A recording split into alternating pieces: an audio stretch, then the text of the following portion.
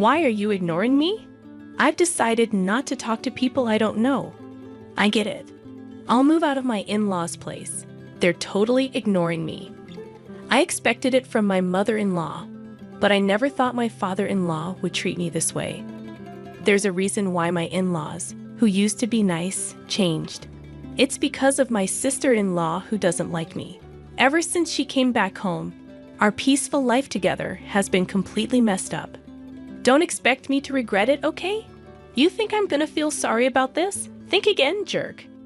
I packed my stuff and left my in-laws' house. And guess what? Just 3 days after I left, their house turned into chaos. I met my husband at work. He worked in sales and came to my office often, and I was the main person he dealt with. As we spent more time together in meetings and chats, I started to like him. He was caring and kind, tall and not necessarily conventionally handsome, but he had this charm about him. He was popular, but for some reason, he said he liked me, and we started going out. We talked about our families, and he told me about his parents and sister. I lost my parents in an accident when I was young and grew up in an orphanage. It was a big deal for me, but when we started dating, I told him about my past. He said, "That sounds tough, but I'll always be there for you." And then he asked me to marry him. Right from the start, my husband wanted us to get married, so he quickly introduced me to his parents. During the meeting, I shared about my time growing up in an orphanage. They listened carefully and assured me that it wouldn't affect our marriage. It made me really happy. They even said that my background had no bearing on being part of their family, which warmed my heart. Only my sister-in-law, who was very close to her brother, seemed surprised, asking, "You grew up in an orphanage?" My husband had to talk to her about it. Looking back, she probably didn't like me from the start. But I didn't dwell on it then. I just thought we were getting to know each other. Before we got married, my husband and I talked about moving in with his parents. We thought about it seriously, but in the end, I decided not to leave my job. It turned out my husband was going to be transferred soon anyway. I thought about quitting to go with him, but my career was going strong, and I had just been given more responsibilities. After discussing it, we decided he would move alone. After tying the knot, I wanted to enjoy that newlywed bliss for a while. I even casually thought about visiting my husband during long weekends for a little getaway. The idea of moving in with my in-laws right after marriage seemed a bit daunting, but my husband probably felt more comfortable living with them. Plus, he likely wanted to reassure his always worried mother by having us all under one roof. Since I lost my parents early on, I'd always longed for a family, so living with them didn't sound too bad. Besides, my in-laws had always treated me kindly, and I'd grown fond of them. Juggling work and my responsibilities as a daughter-in-law was tough, but having a family made me happy and fulfilled. Then one day, my father-in-law approached me with an unexpected request. This marked the beginning of some tension in our seemingly happy living arrangement. It was a time when my overly anxious mother-in-law, who tended to be a bit controlling with my father-in-law, was out shopping. I was about to start cleaning on my day off when my father-in-law asked to talk to me. "What's up?" "Well, I don't want my wife to find out, but I'm taking a leave from work." "Wait, a leave?" He explained that he'd been having issues with his boss and colleagues, and his health had gotten so bad that he had no choice but to take time off. My mother-in-law is generally a kind person, but she's always on edge and a bit obsessive.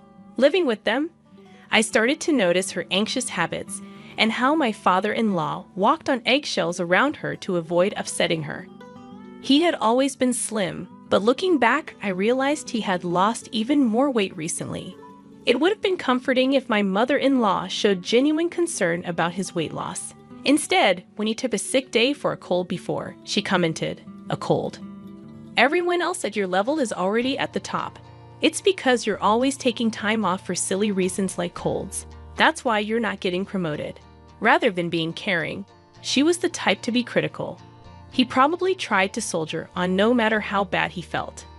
But his health kept declining, and he started taking more sick days to secretly visit the hospital. he was really struggling both mentally and physically. With his frequent early departures, lateness, and days off, there was talk of him possibly needing to take a break from work. But my father-in-law was hesitant to upset my mother-in-law in any way. If he even suggested taking time off, she'd likely explode with anger. Plus, my father-in-law didn't earn much, and he relied on overtime pay, so taking a break would mean a significant drop in income. If he told my husband, he'd probably end up telling my mother-in-law. So he came to me, asking if I could help with the bills. If I mentioned taking a break, she might even leave me. Those words hit me hard. I was grateful to my in-laws for accepting me warmly, regardless of my background growing up in an institution. Determined to be there for them, I decided to assist him during this tough period. I understand. I'll send money to your account every month. Use it for expenses. I'm really sorry. I'll try my best to get better soon and go back to work. Thank you for trusting me. After that, my father-in-law continued his routine of pretending to go to work while I sent money to his bank account for living expenses. My mother-in-law, who wasn't very meticulous with her finances, never noticed my transfers because she didn't check her bank statements closely or keep track of household expenses. Meanwhile, my father-in-law would pretend to head to work, but instead visit a mental health clinic or take walks in the peaceful mountains. Over time, his health seemed to improve. I hoped he'd be back to work soon, but then something unexpected happened. After a disagreement with her husband, my sister-in-law decided to go back to her parents' home. There's no place like home. I felt like I was going crazy living with that idiot husband of mine. I'll be staying here for a while. Can you make meals for me too? I knew right from the start that my sister-in-law wasn't fond of me. At our first family gathering, my husband was visibly upset because of her obvious disapproval. During our wedding, she wore a sour expression the whole time and even told me straight to my face, "My brother looks great, but you? He could have done better." She didn't hide her disdain for me, mentioning that it was embarrassing that I grew up without parents to attend the wedding. However, since she got married before us and had already moved out, I figured our interactions would be limited. That's why I thought living with them wouldn't be too bad. If she had still been living at home, I wouldn't have even considered moving in, knowing I'd have to deal with her constant criticism. Despite her stern attitude towards my father-in-law, I assumed her stay was temporary because of her marital issues and expected her to leave within a few days. My mother-in-law had always been kind to me, and even when my sister-in-law made snarky remarks, I trusted that my mother-in-law would stand up for me. But I was mistaken. One evening, when I came home from work, my mother-in-law's demeanor seemed off. "Is everything okay?" I asked. She seemed distant, not engaging in our usual conversation. When I inquired, she said, "Did you know you've been speaking ill of me behind my back?" "What? I've never said anything negative about you. You've always treated me well, and I'm genuinely grateful. Why am I saying anything bad? You've been acting like the perfect daughter-in-law, but you've been gossiping about me in secret." "Fine, whatever," I replied, and she left the room. As she walked away, my sister-in-law smirked. "Looks like you've fallen out of favor. Did your true colors come out? Your upbringing in an institution is really showing, huh? It's better not to gossip about people." "I haven't said anything bad about her." "Oh, it seems the neighbors heard you. When I returned after so long, they mentioned that you've been constantly criticizing her." "What? Who? Are these neighbors?" "Well, it's been a while since I got married and moved out, so I've kind of forgotten their names. I never said any of those things. Stop making things up." "Oh my, how rude of you, Mom. You're accusing me of lying and bullying," she said, storming into my mother-in-law's room. From that moment on, my sister-in-law's nasty behavior only got worse. She accused me of telling her to sleep in the hallway and take the last bath because she's just a guest. She nitpicked about every little thing and complained to my mother-in-law. Each time, I had to defend myself, explaining that I hadn't said or done any of those things. But my mother-in-law seemed completely swayed by my sister-in-law's words, falling under her influence. My sister-in-law carried on as if she had no intention of leaving anytime soon, leaving me worried sick as I headed home with a heavy heart. "I'm back," I announced, hoping for the usual warm greeting from my mother-in-law. Instead, there was silence. "I'll start dinner," I said, stepping into the living room, only to be greeted by a shocking sight. Normally, my sister-in-law would rush me to prepare dinner, but now my mother-in-law, father-in-law, and sister-in-law were all enjoying sushi together. Surprised, my sister-in-law remarked, "Looks like someone who's not part of the family is home. You're not planning on having sushi, are you?" Without a glance in my direction, my mother-in-law continued eating while watching TV. "If you wanted sushi, you should have said so." I hurried back after shopping. "Huh, no one mentioned that," I sighed. "Hey Mom, Dad, I hung out with my friends today and brought back some delicious pudding. Let's enjoy it together." My sister-in-law chimed in, ignoring me completely as they all began eating the pudding, exhausted from work and lacking the energy to confront them. I retreated to my room without eating. The next day, my sister-in-law mentioned she was meeting friends and asked if I could drop her off at the station. I declined, as it was a work day, and we weren't heading the same way. "Come on, take a day off. It's not a big deal. Your dear sis-in-law just wants a lift. She hasn't had much fun since getting married, right? Can't you be a bit nicer?" Respectfully, "Didn't you go out with friends last night after a late call? It seems like you've been going out almost every day since you got back." "I have work. Please take the bus or train," I replied. My mother-in-law and sister-in-law were whispering in the background, but I had enough. I headed to work. That night, however, the moment that convinced me to leave happened. I was delayed at work and returned home after picking up groceries, expecting some sort of scolding. It had been raining heavily when I left the office, and I was soaked even getting in and out of the car. I wondered what unpleasant surprise awaited me at home, but when I arrived, the three of them were eating takeout just like the day before. No greeting, as if they hadn't even noticed I'd returned. But I've grown accustomed to this treatment.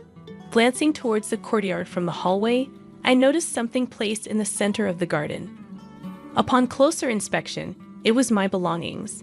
A designer bag I bought with my first paycheck, shoes that were a birthday gift from my husband, and even my work computer, now soaked. Shocked, I stood frozen as my sister-in-law smirked and remarked, "Having a stranger's things in the house was gross, so I got rid of them."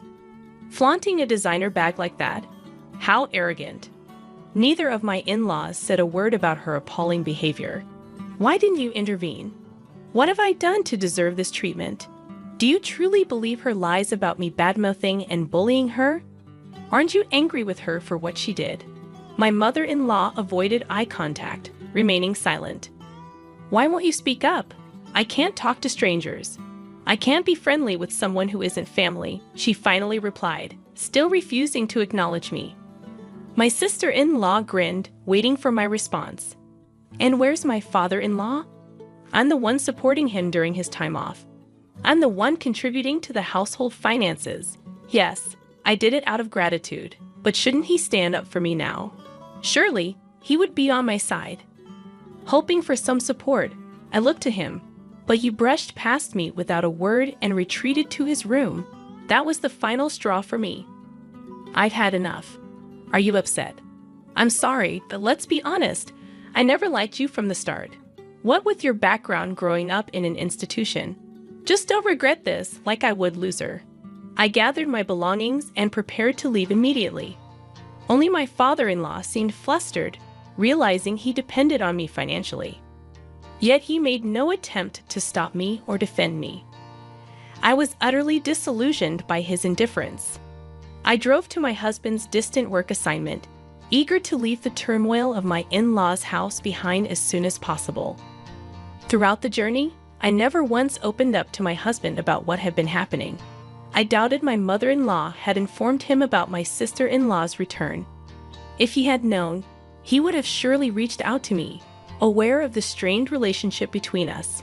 Yet my husband never mentioned anything about my sister-in-law in his calls or messages. While I didn't sense anything unusual in my husband's behavior, I couldn't shake the feeling that he might be influenced by her, fed lies about various matters. Even now, as I made my way to him, I couldn't shake the fear that he would treat me with the same indifference as the others. My heart ached with exhaustion, torn by suspicion, even toward my husband, the person I trusted most. If he shared their mindset and attitude, perhaps divorce was the only solution. That's how deeply distressed I felt. When I arrived at his out-of-state apartment, he hadn't returned yet, likely caught up with end-of-month work obligations. As I waited, my husband energetically walked in, perhaps noticing the lights on. "What if I knew you were coming?" "I would have rushed home," he exclaimed. "What a pleasant surprise. Just seeing your face."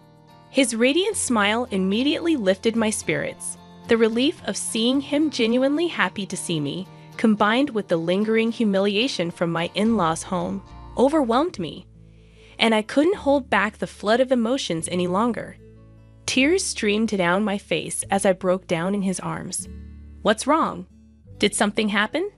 Please tell me," my husband implored, clearly unaware of the treatment I endured at his parents' home.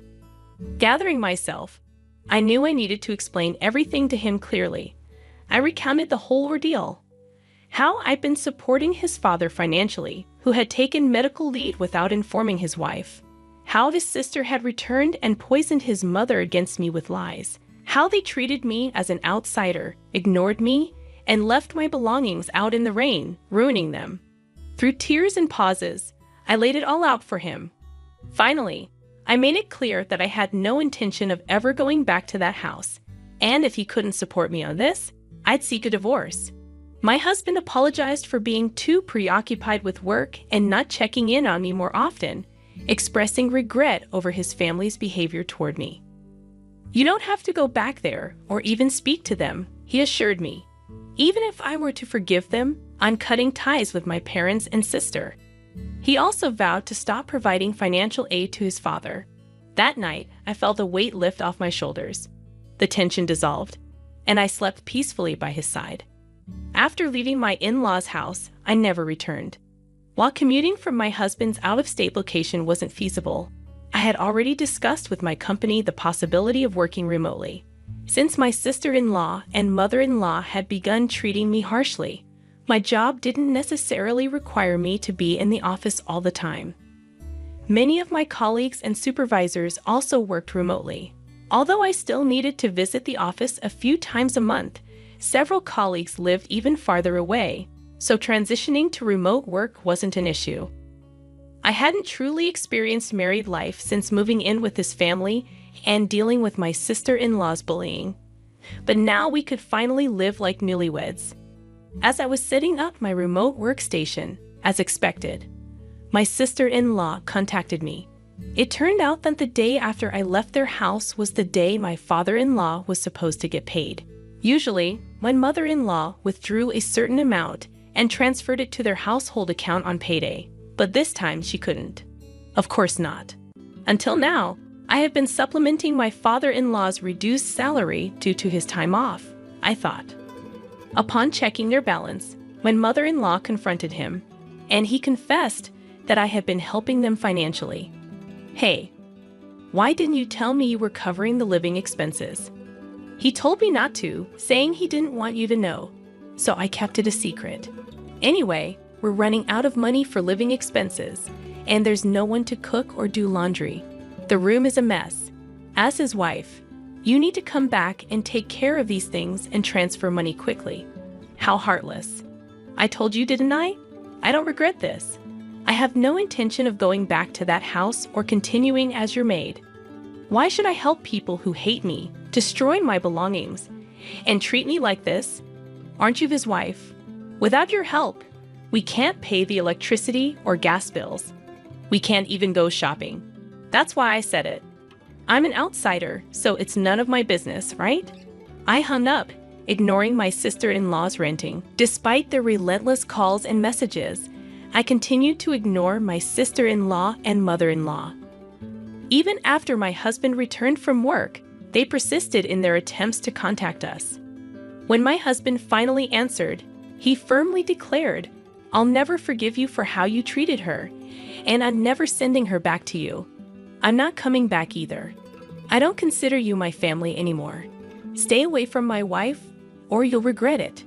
Given my sister-in-law's affection for her brother and my mother-in-law's dependence on him, they were likely shocked by his words. A few days later, my father-in-law reached out, pleading for continued financial assistance.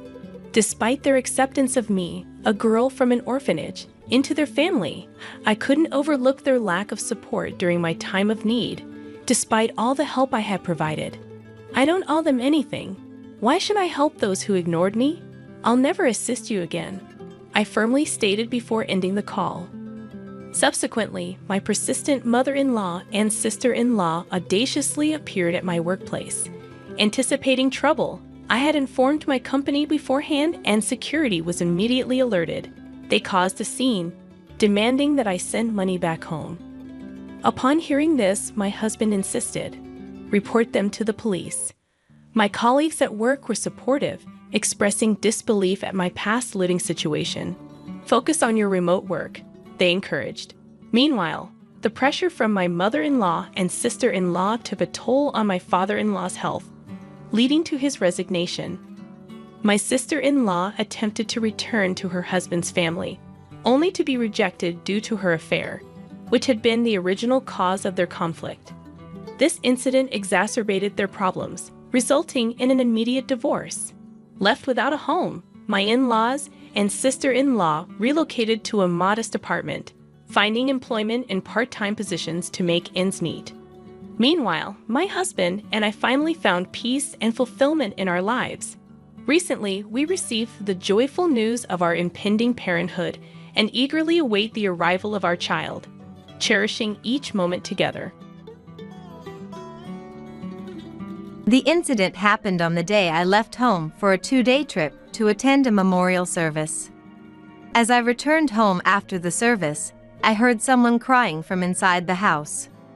Rushing in, I found my grandson Robert sitting alone in the middle of a hot room, crying. "Where are Dad and Mom?" I asked. "They went somewhere with Betty," Robert sobbed. He is only 3 years old and can't go to the bathroom by himself yet. His small body was dirty, and seeing him in such a pitiable state, I couldn't help but hug him. Leaving their child alone for such a long time like this is practically a crime. I was already furious at this point, but I needed to know what they were thinking, so I called my son David. After a while, he finally picked up the phone. "Hello? What? Is the memorial service over already? Where are you guys right now?" "Huh? Now? I'm on a trip with Emma and Betty.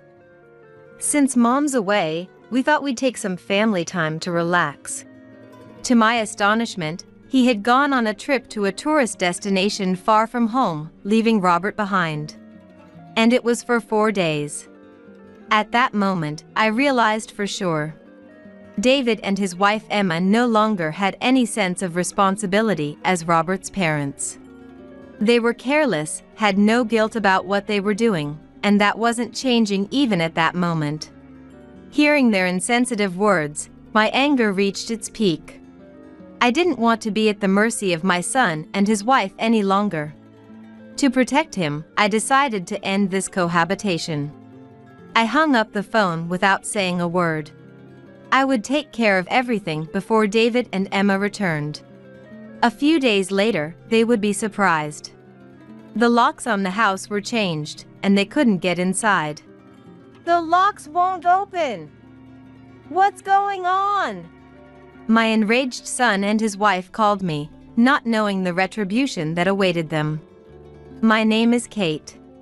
A few years ago, I lost my husband to illness and lived alone for a while, but now I live with my son David, his wife Emma, and my grandchildren Robert and Betty, the 5 of us together. Originally, my son and his family lived separately, but 6 months ago, David suddenly contacted me. "Mom, I'm worried about you living alone. How about moving in together?" And said.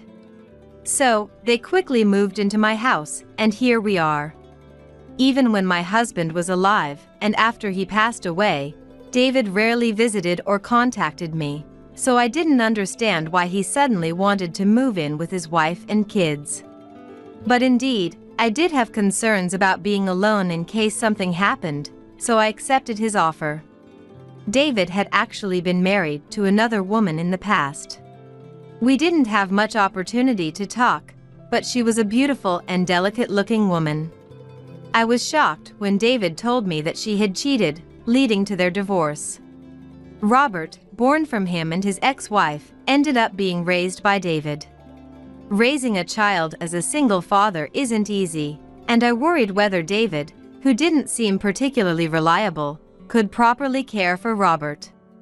But soon after the divorce, he met Emma and quickly remarried, which was a relief. Before long, Betty was born. Currently, my son and his wife have 2 children, 3-year-old Robert and 1-year-old Betty, making them a family of 4. Robert and Betty are both bright and friendly, calling me grandma and eagerly telling me things. Their pure, sparkling eyes and excited voices are so beautiful and dazzling. The presence of my grandson and granddaughter healed my lonely heart after losing my husband. Both of them are truly adorable and incredibly precious to me. But right now, I have a significant problem that I cannot ignore. It's about the way David and Emma treat Robert. As I mentioned earlier, Robert is David's son from a previous marriage and has no blood relation to Emma. Perhaps because of that, Emma dotes on her own daughter Betty while clearly being cold toward Robert. When Betty cries, Emma rushes to comfort her, but she ignores Robert and won't even make eye contact with him. I understand that it's a difficult situation for Emma to be in as a stepmother, so initially, I thought time would heal things. However, no matter how much time passes, her attitude toward him does not improve at all. In fact, recently, even David, who is Robert's biological father, has started to only show affection for Betty, just like Emma. Now, I am the only one standing up for him, and although he doesn't say it, he looks visibly lonely. Sometimes, I catch him looking enviously at Betty, who gets all the attention from David and Emma. At 3 years old, he still needs his parents' love and attention, but they won't give him any. He hasn't done anything wrong, but he doesn't know how to react to such treatment. Yet, Robert never complains. Dad and Mom are busy taking care of Betty. That's what he says to me, never showing any sign of his sadness. It's frustrating not being able to do anything for him. Additionally, I have another issue with Emma. She doesn't work and is a stay-at-home mom, but she doesn't help with any household chores. She spends every day idly at home, doing nothing. Cooking, cleaning, laundry. I handle all the household chores while she just watches TV or plays with her smartphone. She even leaves all of Robert's care to me and doesn't bother to drop him off or pick him up from daycare. Even though she is supposed to be Robert's mother, she acts as if he doesn't exist. David indulges Emma and never says anything to her. As a result, her behavior has escalated, and she has become more arrogant, lounging around the house with an air of superiority. I didn't want to become a meddling mother-in-law, so I endured it, but it got to the point where I couldn't take it anymore, and my anger exploded. I tried to have a conversation with her. Whoever can handle the household chores should do them. It's only natural that I can't love Robert since we aren't related by blood. Kate, you should be happy you get to take care of your adorable grandson, right? She justified herself. In the end, the conversation was meaningless. Since that discussion, my relationship with Emma has deteriorated further, and her attitude toward Robert and me has worsened. She insults us and makes snide remarks at every opportunity, making life even harder for Robert and me. Once, when Robert was crying, she yelled at him, "I wish someone like you had never been born." Even if they aren't blood related, it's something a mother should never say to a young child. I couldn't forgive Emma for this, nor David for doing nothing about it, but I endured it for Robert's sake. Until that day. One day, I had to leave home for 2 days to attend a memorial service at my parents' house. When I told David about it, "Okay," he said and went back to sleep. "Emma, have a good time," she said sarcastically while continuing to play with her smartphone. Despite my lingering worries about how David and Emma would treat Robert, I thought they wouldn't neglect him completely while I was away. "Well, please take care of Robert and Betty." I told David and Emma this and then returned to my parents' house. Then the incident happened. When I got home after the memorial service, I heard someone crying from inside the house. I hurried in and found Robert sitting alone in the middle of a hot room, crying. "Where is Dad and Mom?" I asked. "They went somewhere with Betty," Robert replied, sobbing. Looking at the table, I saw snacks and bread scattered around. It seemed that David and Emma had left them, and Robert had been trying to satisfy his hunger with them. For Robert, who couldn't prepare food on his own, this was the only food he could reach by himself. It must have been tough for him to spend the whole day with just this. Moreover, Robert is only 3 years old and cannot go to the bathroom by himself. His small body was dirty, and I couldn't help but hug him, feeling sorry for him. After bathing Robert and cleaning him up, I quickly prepared a warm meal for him. Seeing the food, Robert looked extremely happy and began to eat eagerly, looking relieved. "It's delicious, thank you." He smiled at me, and I felt relieved seeing him. "Take your time, you don't have to rush," I told him gently, thinking about what to do next. What I understood at that moment was that David and Emma had left Robert alone and gone somewhere. They must have taken Betty with them. It was clear that they had deliberately left him behind. I deeply regretted my leniency. Even if they usually treated him coldly, I never thought they would leave their own child alone for a long time like this. This could be considered a crime. This incident might cause Robert to develop a fear of being alone in the future. David and Emma probably couldn't even imagine that they had inflicted a permanent scar on their child's heart. Leaving Robert in the living room after he finished eating, I went into my room, closed the door, and locked it so that Robert wouldn't hear, and called David. What on earth was going on? Why did they leave Robert alone and go out? Where were they now? By this point, my anger was already exploding, but I tried to ask calmly what they were thinking. When I called, the usual loud music played. David's ringtone was by an artist I didn't recognize at all. I always thought it was inappropriate for a grown man to have such a ringtone, and in this situation, it only fueled my anger. After a while, David finally picked up the phone, sounding very annoyed. "Hello? What? The memorial service is over already?" he asked nonchalantly. Trying hard to keep my voice steady, I responded bluntly. "I finished and came back home." Robert was left alone and was crying. David laughed as he heard that. "Oh, really? He managed to stay home alone. I thought he'd be fine since I left some food. Glad you got back early, Mom." I couldn't understand how my own son could laugh while saying such a thing. Left alone in that state, what if I had returned later than planned? 3-year-old Robert can barely do anything on his own. What did he think would happen if such a young child was left alone for so long? He was definitely too young to be left alone. But instead of saying that, I asked the question I most wanted to know calmly. "I have a lot to say, but never mind. More importantly, where are you right now?"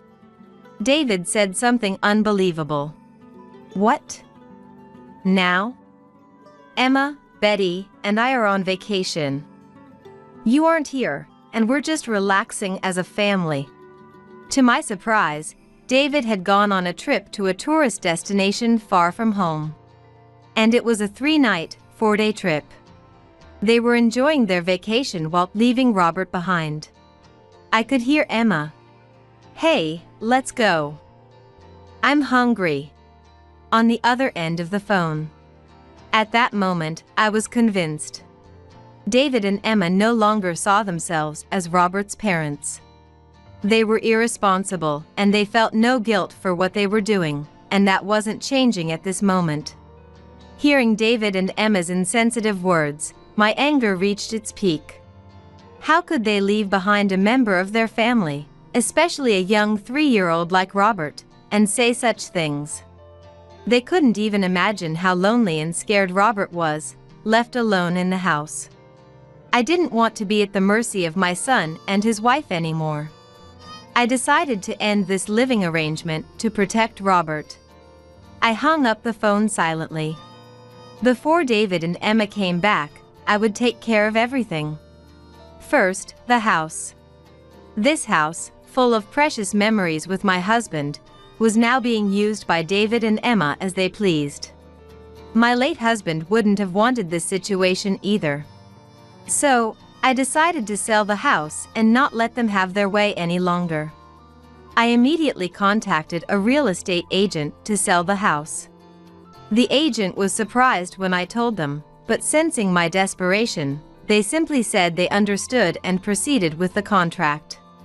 However, selling a house isn't a quick process. Finding a buyer would take time. But I didn't want David and Emma living in this house any longer. So, I had the locks changed. Now David and Emma couldn't enter the house. I contacted my family and explained the situation, sending all my belongings to my family's home. With that, I had no more ties to this house. I decided to live with Robert at my family's home. When I said, "Robert, we're going to my family's home, and we'll live there from now on, okay?" he replied, "Understand." He took my hand and followed me without fuss. Even at such a young age, he must have felt something. He must have had feelings about being abandoned by his parents. But he didn't say anything about it and stayed by my side, trusting me. I reaffirmed my determination to protect Robert from now on. That was the moment I renewed my determination. A few days passed quickly, and the day my son and his wife were supposed to come back arrived. I waited with my smartphone in hand. The phone should be ringing soon. Sure enough, the phone rang as expected.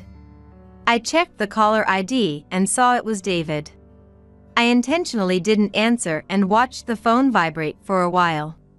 David kept calling without hanging up. He would keep calling until I answered. I took a deep breath to calm myself and finally pressed the call button. As soon as I answered, David spoke in an angry tone. "The house keys won't work. What's going on?" I almost laughed at his predictable reaction, but steadied myself and calmly told him that I had changed the locks. David, hearing this, said, "I don't understand. This is our house," with a forceful tone. But that house was mine and my husband's, not David and Emma's. However, it's probably too late to say anything meaningful to my son now. So I continue to deliver the message I need to convey in a calm and collected manner. "The house is already up for sale, so neither of you can enter anymore. Also, leaving 3-year-old Robert alone at home is a crime. I'm reporting this to the police, so be prepared." Upon hearing the word police, David started to panic. "There's no need to do that. I haven't done anything wrong," he shouted. It seems Emma, who was probably listening to our conversation from afar, started making a fuss too. But I couldn't care less about what she was saying. In this situation, they were only worried about themselves, which confirmed to me that my decision was the right one. I quietly ended the call while hearing David's pleas and Emma's insults directed at me. The phone kept ringing persistently afterward, so I set up call blocking and put down my smartphone. It's all over now. They will face the consequences of their actions. As planned, I went to the police to report David and Emma. A little while later, David and Emma were arrested for child neglect. They denied the charges, but after being questioned by the police and the prosecutor, they were convicted in court. The last time I saw them in court, they looked terribly worn out and lacked their previous vigor. Life in prison would be tough, but I hope they reflect on their actions there. This incident was also covered in the news, and their faces were exposed to the public, causing a bit of a media stir. A year has passed since then, and they were released after 3 months, but the incident led to their divorce. There was a dispute over who would take custody of Betty, but in the end Emma, the mother, got custody. David lost his job due to the incident and struggled to find new employment with a criminal record. He managed to live as a part-timer, but he had to take on a significant amount of debt to pay the monthly compensation. By the way, this compensation wasn't paid to Emma. It was to his ex-wife from a previous divorce. It later turned out that the cause of that divorce was David's infidelity. And the other woman was none other than Emma. He had started an affair with Emma shortly after Robert was born, while still married to his ex-wife. It turns out that David had been quite the party-goer and was frequently attending social gatherings behind his ex-wife's back. He continued his affair with her, but when she became pregnant, his ex-wife found out, leading to their divorce. Naturally, he was ordered to pay compensation, and his income alone couldn't cover it. That's when he came up with the idea to move in with me. This way, he wouldn't have to pay rent, and if needed, he could ask me for money. Emma also agreed quickly because she wouldn't have to do housework. So, their decision to move in with me wasn't out of concern for me, it was all for their benefit. They hadn't contacted me in a long time, and their sudden change in attitude had such ulterior motives. Upon discovering this truth, I felt less shocked about being deceived by my son and more angered by my own gullibility for being used for such a reason. I had always known David was irresponsible and careless, but I was so lonely after losing my husband that I accepted his proposal without question. Reflecting on my choices at that time, I sighed in exasperation at my own son, who turned out to be such an incorrigible person. He has caused his own troubles and now they are all coming back to him. It is his responsibility. He should atone for trampling on not just debts, but also many people's feelings and thoughts for the rest of his life. On the other hand, after taking in Betty, Emma lived with her parents but became depressed because she couldn't stand the cold stares from people due to the incident. I heard that she has been shutting herself in her room and living listlessly. I was worried about Betty, but Emma's parents are taking care of her, so she is fine for now. Her parents must be having a hard time, but I hope Betty grows up to be strong and kind, not like Emma. And Emma, like David, is now facing the consequences of her actions. She will have to live while atoning for her sins. As for Robert and me, we are now living a peaceful and happy life at my parents' house. Of course, Robert still needs a lot of care, and even though my parents are helping, there are many challenges. Robert, who is still small and doesn't understand much now, will eventually grow up and learn about his parents. When that day comes, he will surely feel pain and sadness. He may never forget being left alone at home that day. But even so, I will stay by Robert's side, watching him grow and overcoming many difficulties together. Having been tormented by my son and his wife, Robert and I now want to live enjoyable days that erase the dark past. Robert looks up to me like a mother and is growing up healthy. His honest and pure words and actions often teach me things, making me feel like I am growing as well. I never imagined that at my age I would be raising a child again, but I am truly grateful that it is Robert. I was tricked by David into living with my son and his wife, enduring unnecessary hardships. I regret that, but because of it, I was able to save Robert from those two and now spend time together, so it wasn't in vain. As long as he needs me, I will give him all my love like a mother. I can't replace his real mother, but I am confident that my love won't lose. I hope Robert grows up to be a broad-minded person who cares about others, not someone who only thinks about himself like David and Emma. One day, while I was thinking about such things, I was taking a walk with Robert in the neighborhood when an elderly couple walking their dog approached us. Seeing the dog, Robert smiled and, "It's a dog!" The elderly couple told him to pet the dog, and he happily petted its head and talked to it. Even without my worries, Robert will surely grow up to be a kind and respectable person. It was a scene that made me think so. Through that incident, the bond between him and me as a family has deepened. No matter what happens from now on, we will surely be okay. As I was thinking about this, Robert called me. For my still clingy and precious son, I will do my best today as well. I woke up feeling incredibly refreshed today. It's because I'm finally going to see my daughter Nancy and granddaughter Emily after so long. I've got the housewarming gift and treats for Emily all ready to go. In high spirits, my husband Robert and I left the house, arriving at Nancy's new place about half an hour later.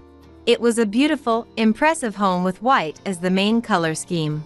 My heart swelled with anticipation at seeing everyone, but Nancy and the others only greeted Robert, not saying a word to me or even making eye contact. Robert handed the housewarming gift to Nancy, gave the treats I prepared to Emily, and walked over to the dining table chatting with them. Then, the three adults besides me sat around the table and started talking cheerfully amongst themselves. I spent some time absent-mindedly watching the three of them. They could clearly see me, so why weren't they trying to talk to me? In that awkward atmosphere, I suddenly sensed a presence in the hallway. Glancing over, I saw Emily beckoning to me from the shadows. Oh, I wasn't forgotten after all, I thought, feeling relieved and happy as I hurried over to her. Emily, you've gotten so big. What is it? Grandma. Emily hesitated, seeming to have trouble getting the words out. After a short pause, she opened her mouth to speak. What? You mean? If my hunch was right. Feeling like I'd had a bucket of cold water dumped on me, I left Emily there and impulsively ran outside. About 10 minutes must have passed since I dashed out of Nancy's house. As I calmed down, I noticed my cell phone was vibrating. I'm sorry. I heard something from Emily and ran out without thinking. Actually, I need to talk to Nancy. The time had finally come to have that conversation. I'm Susan. Recently, something wonderful happened. The day after I turned 52, my colleagues at work threw me a little celebration. On my actual birthday, both Robert and I had the day off. I'd been hoping for something special, but the day passed like any other, leaving me a bit disappointed as I drifted off to sleep. Still feeling a little down, I went to work the next day and was greeted by my coworkers' celebration, filling me with joy for the first time in a while. Look, my coworkers celebrated for me. Wow. That's great. I blurted out to Robert when I got home, still giddy with excitement, but his response lacked any emotion. I couldn't help but wonder if the specialness of birthdays just fades away after decades together. He used to be a bit more caring. Robert and I met through a mutual acquaintance 30 years ago. I was drawn to his understated kindness and friendly demeanor, and we started dating. As time passed, we got married and had a daughter, reaching the pinnacle of happiness. Up until the beginning of our marriage, he remained as kind as when we were dating. But one day, despite our daughter being born, he started coming home late or going out more often, saying it was for work-related socializing. What on earth was he doing and where was he during these work outings?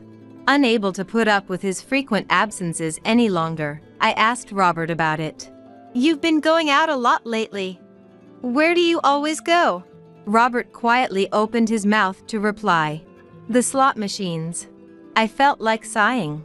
It seemed he'd gotten hooked on gambling after starting to go with his coworkers. I know it might be hard to stop going suddenly, so I wish you'd try to cut back little by little. Hoping I could still prevent him from getting too absorbed in gambling, I made the request with my last shred of optimism. Yeah, I'll try my best. I decided to wait and trust that Robert would have a change of heart. A few days after that conversation, Nancy started attending preschool. One day, when I went to take the collection envelope to preschool, I found it was nearly empty. Did I forget to put the money in?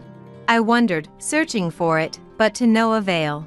If you don't leave for preschool soon, you'll be late. Seeing that I still wasn't leaving even as departure time drew near, Robert called out to me.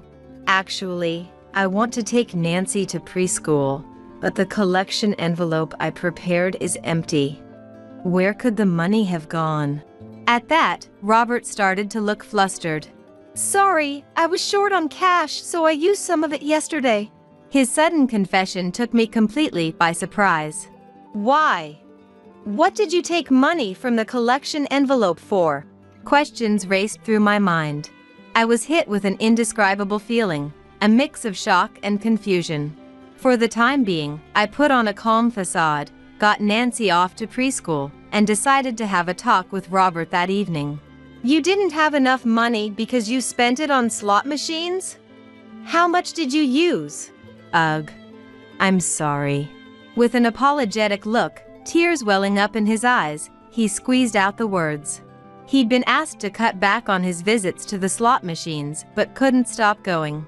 Worse still, the amount of money he was pouring in increased, to the point that he dipped into our living expenses. Robert continued explaining.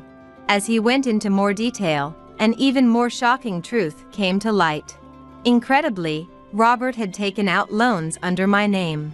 It was so unbelievable, I had to question if this was really happening. I'll make sure to cut back on the slot machines.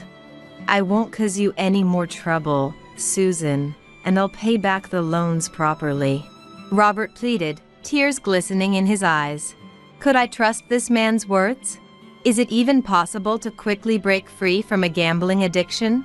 With those thoughts swirling in my head, I decided to end the discussion since talking further wouldn't resolve anything right away. Usually, the three of us sleep together as a family, but I wanted to calm down, so we slept separately. Late at night, as I lay in the bed where Nancy was sleeping, some words flashed through my mind. We might have to divorce. I muttered softly, closing my eyelids. Casually glancing to the side, I saw Nancy's face, looking content in her slumber. If we got divorced, would that mean tearing her dad away from her? To Nancy, he's a kind dad who plays with her a lot. And Nancy is very attached to Robert, too. All right, I'll try believing in him. Thinking that hastily divorcing would be hard on Nancy, I decided to have faith that Robert would change his ways. But it wasn't that simple. Robert dipped into our living expenses time and time again. Each time, we'd discuss it, but then he'd repeat the offense. My frustration with Robert's lack of improvement grew, and some days, I didn't even want to talk to him or see his face. But I didn't want Nancy to see her parents not getting along. Single-mindedly determined not to let Nancy feel any sorrow, I refrained from divorcing Robert no matter how many times he betrayed me. Nancy, blissfully unaware of her parents' issues, grew up cheerfully, and before I knew it, she was 15. Dad, Mom, guess what? I got an A on my last practice test. Taking after who knows which parent, she'd grown into a child with a real knack for studying. Wow, you worked hard. That's amazing.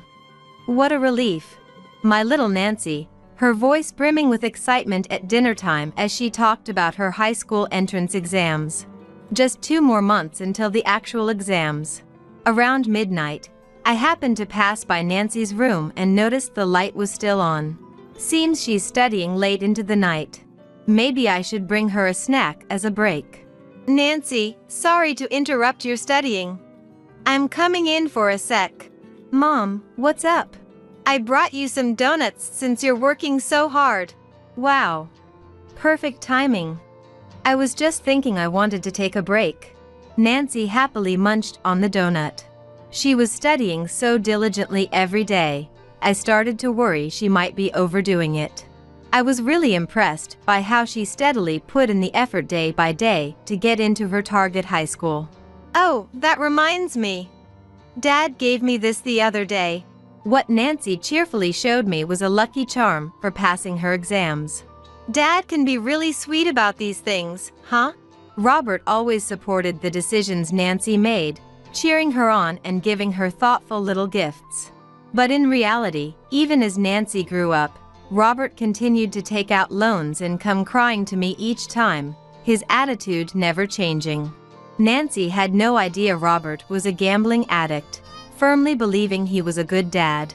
Then, the high school entrance exams ended, and Nancy managed to get into the school she wanted. Nancy, that's wonderful. It's all thanks to your and Dad's support. Maybe Dad's lucky charm did the trick. Thank you both. Even if the image Robert showed to Nancy was a false one, as long as she was happy, that was enough. Seeing Nancy's blissful face, I felt I'd made the right choice in not divorcing him after all. And so, Nancy enjoyed her high school days before leaving our hometown to attend a university in Boston. Are you really going to Boston? I'd always thought she'd stay close by, so it was incredibly hard to be separated from her. But I didn't want to limit Nancy's options in life because of my own selfish feelings. I wanted Nancy to freely walk down the path she'd chosen for herself. With those mixed feelings swirling inside me, I accepted her decision to go to Boston. Mom, don't worry, I'll come back to visit sometimes. Perhaps sensing my loneliness, Nancy reassured me with those words. And then, the day of Nancy's departure finally arrived. Robert and I saw Nancy off at the airport together. Dad, Mom, you two keep living happily together, okay? With those bright parting words, she headed towards the gate, occasionally glancing back to wave at us.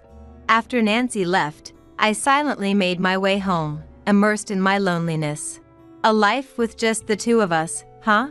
Robert would probably dive right back into gambling without learning his lesson. I let out a small sigh at the thought. My prediction was spot on.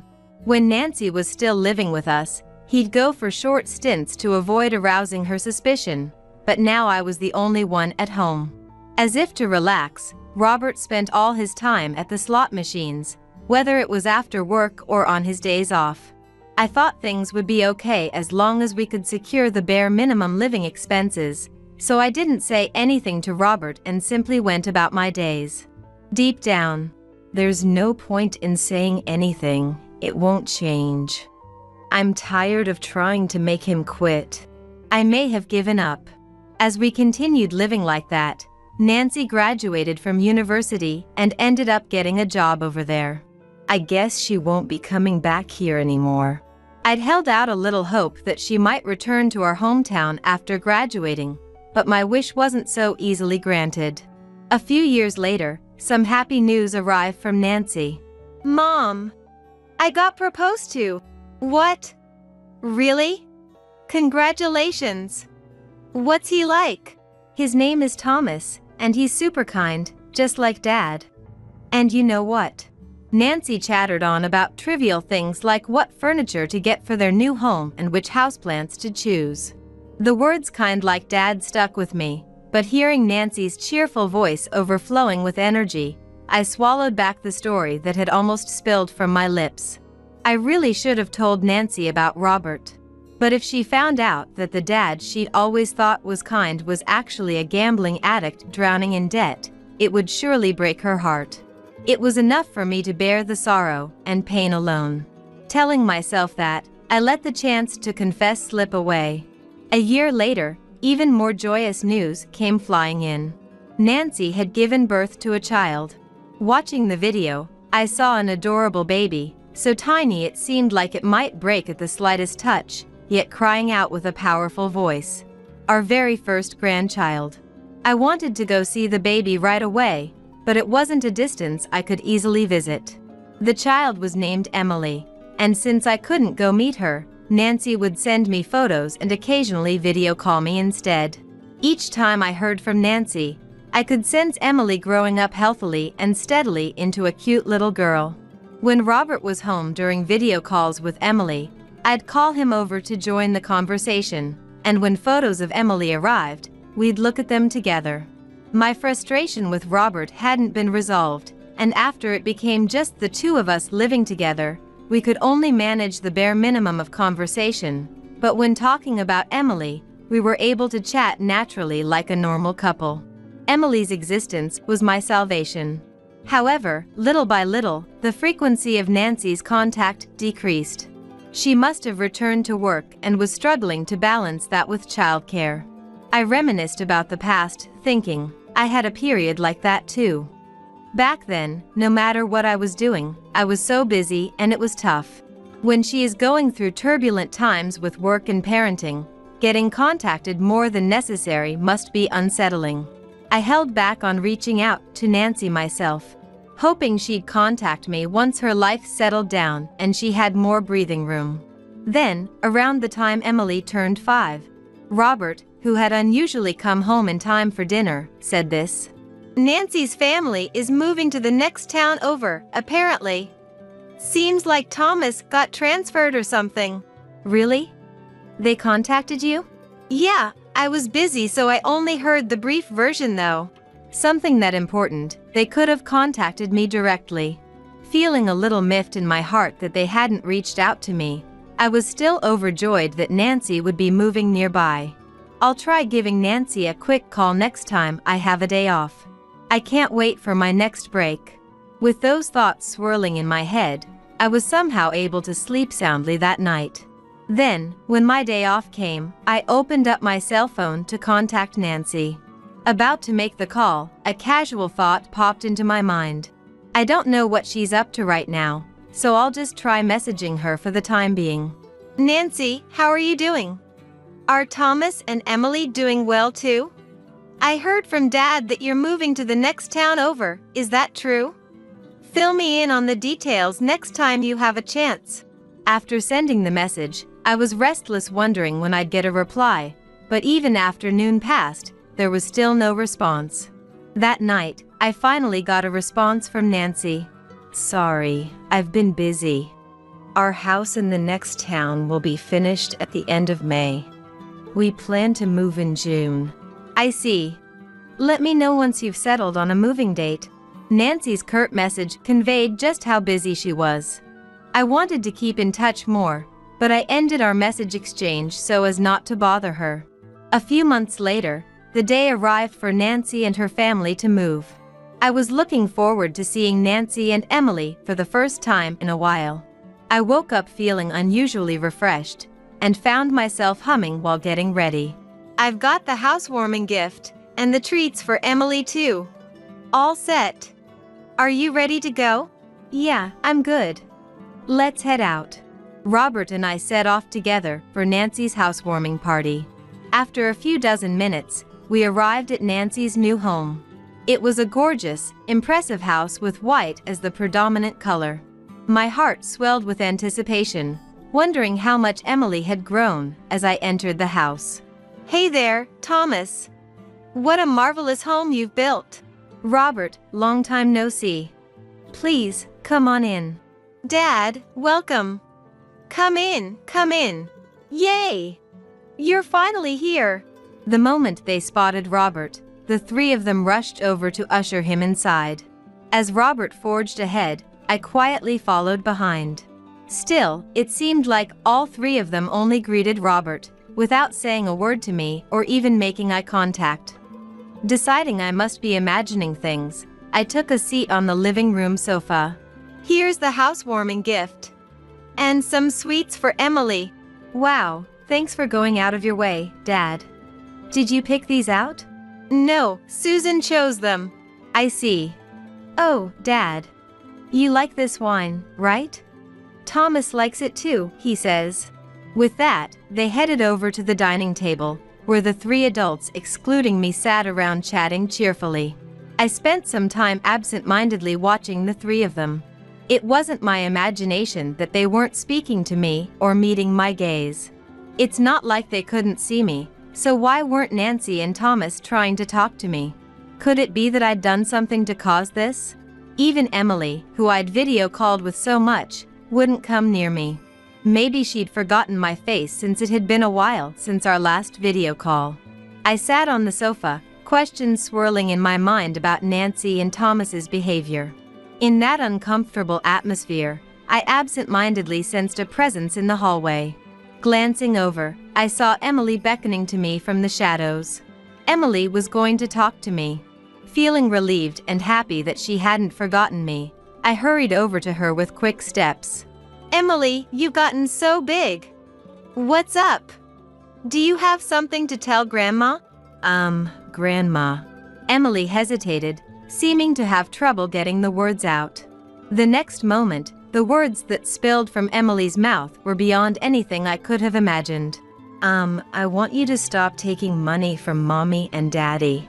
Shocked, I asked her to repeat herself. "What? I'm taking money from your parents?"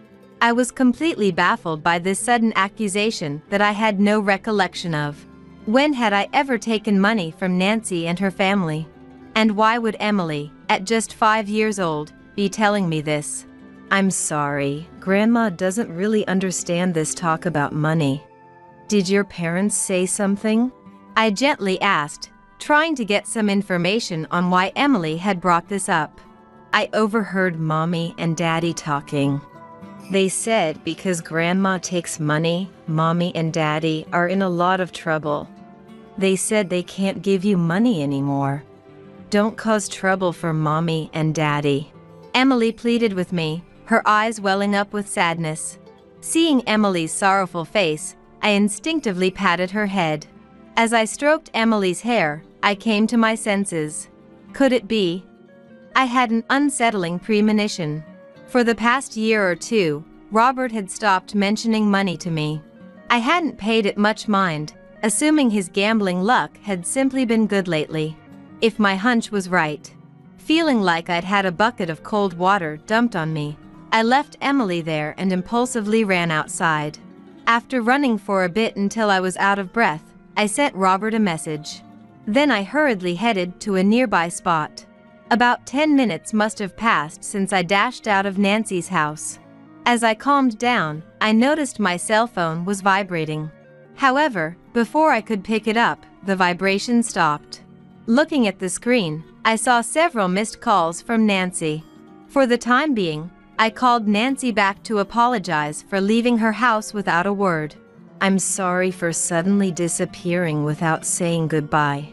"That's okay, but after I noticed you were gone, Dad abruptly left too. What's going on with you too?" Nancy sounded perplexed. "I'm sorry. I heard something from Emily and ran out without thinking. Actually, I need to talk to you, Nancy." The time had finally come to have that conversation. I had no recollection of what Emily had said. It was almost certainly Robert's doing. Robert must have been borrowing money from Nancy and her family without telling me.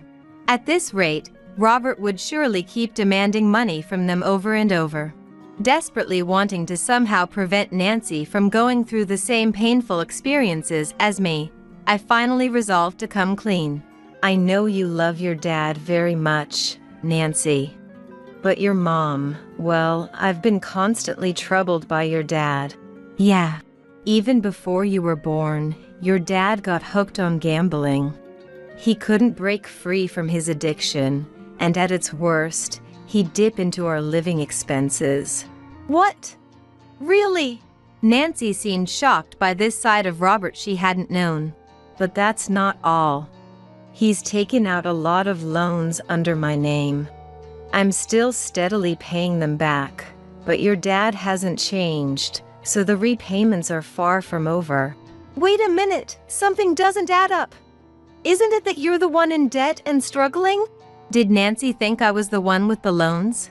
"Dad came to me about 2 years ago, asking to borrow money.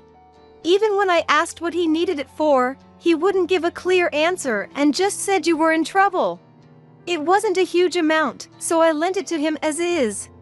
But this past year, he's been contacting me a lot, and even when I told him to let me talk to you, Dad wouldn't put you on." According to Nancy, Robert had been contacting her and Thomas, saying I had borrowed money and didn't have the means to pay it back, so he needed a loan. And it wasn't just once or twice. Moreover, Robert had apparently said this to prevent them from contacting me directly. Your mom is a bit messed up right now because of the debt, so don't reach out to her. We don't want her mental state to get any worse, so it's best not to agitate her too much. Hearing that from Nancy, I had finally reached my limit.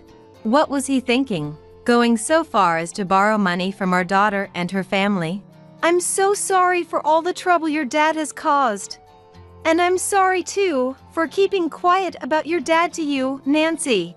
I regretted not telling Nancy about Robert's behavior until now. Because of my silence, I couldn't even fathom how much hardship I'd put Nancy and Thomas through. Thinking back on all the missed chances, wishing I'd spoken up back then, I was overwhelmed with remorse. You were so fond of your dad and really close to him. I thought I couldn't take your dad away from you, so I've kept it hidden all this time. I wanted to be good parents in front of you, to be a happy family. Nancy listened in silence for a while as I spoke through my tears. Then, after a short pause, she said in a trembling voice, "If you were struggling so much, I wish you'd told me at the time. Did you not rely on me even when I was older, when I became an adult? No matter what, my love for you and Dad will never change, and because we're family, we can talk about anything, can't we?" Nancy's words brought an endless stream of tears. So, do you know why Dad rushed out in such a hurry earlier? That's right. I had completely forgotten about Robert. After I heard the story from Emily, my anger towards your dad exploded and I went to City Hall. I got the divorce application forms. I can't take it anymore, so I'm divorcing him. That's what I messaged him. Then, he must have seen the message on his phone and panicked. Dad was in such a rush, he left the front door wide open when he took off. Thanks to that, he didn't even get to drink his favorite booze. Well, it's his own fault though, Nancy said with a laugh. Nancy, I'm divorcing your dad. Yeah, thank you for hanging in there all this time. And I'm sorry too, for believing what Dad said and treating you so coldly. Can you forgive me? Of course. It was quite a shock to be ignored like that. I'm glad we're talking again. And so, Nancy and I reconciled and were able to talk like we used to. It seems Nancy told Thomas about all this too. Later on, I got an apologetic call from Thomas as well. Susan, I'm so sorry for my rude behavior the other day. Nancy told me everything. No, don't worry about it. If anything, I should be apologizing for all the trouble Robert has caused you. I'll make sure he pays you back properly. By the way, I have a friend who's well-versed in divorce cases. Would it be all right if I introduced you? I was able to make amends with Thomas too, and he even offered to help with the divorce preparations. Since it would be difficult for me to live under the same roof as Robert until the divorce was finalized, I decided to rent an apartment and live alone to avoid seeing him. The preparations for the divorce proceeded smoothly on my end, until all that was left was to file for the divorce trial. The person Thomas introduced me to was extremely competent, advising me to properly claim compensation in the divorce settlement, including reparations for everything up until now. Without hesitation, I went through the procedures to request compensation in the divorce trial. Getting money won't change the past, but it's better than nothing and might make me feel a bit lighter. Hello, Robert? I'm all set for the divorce, but what about you? I'm really sorry for everything, Susan. Won't you please reconsider? I won't go to the slot machines anymore, and I'll pay back the money I owe Nancy and them properly, so won't you come back home for now? I won't do it again. I won't go anymore. I've heard those same lines so many times. Do you have any idea how much it hurts me to have believed your words and been betrayed over and over? Remembering all the times I'd been betrayed in the past, my chest tightened with pain. Even after the divorce trial began, Robert kept complaining without remorse, but after multiple court sessions, the divorce was finally granted. The money Robert had borrowed under my name was also legally arranged to be repaid by him, allowing me to break free from the burden of debt at last. As for the money he'd borrowed from Nancy and her family, legal procedures were put in place to ensure Robert would pay it back properly too. After the divorce was finalized, Robert continued living alone in the house we'd originally shared. However, gambling addiction is truly a frightening thing. Even after all this, Robert couldn't quit gambling. Unable to borrow money or turn to anyone for help, a desperate Robert apparently ended up dipping into company funds. Now, he's living quietly in a town far from our hometown. They say he's working diligently to pay off the compensation from the divorce trial and his debts. Sometime later, I went to visit Nancy's house one day. As we were having lunch together, chatting about trivial things, the topic suddenly changed. "Hey Mom, Thomas and I were thinking, why don't you come live with us in this house?" I was surprised by the unexpected offer, and at the same time, joy welled up inside me. But I had already caused Nancy and her family so much trouble. And yet, I couldn't possibly impose on them any further. "I'm very happy, but I'll just accept your feelings." The moment I replied, Emily's energetic voice rang out. "We get to live with Grandma? Yay! Grandma, you'll be with me forever. I'm so happy." Seeing Emily's delighted expression and how overjoyed she was, I started to feel guilty about refusing. "Is it really okay for me to depend on you all like this?" "Of course.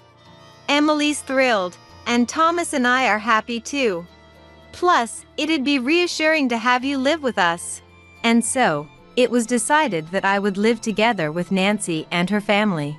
Since Nancy and Thomas both wanted to focus on their careers, I spent my days doing housework and looking after Emily to support them. Thanks to that, every day felt truly fulfilling.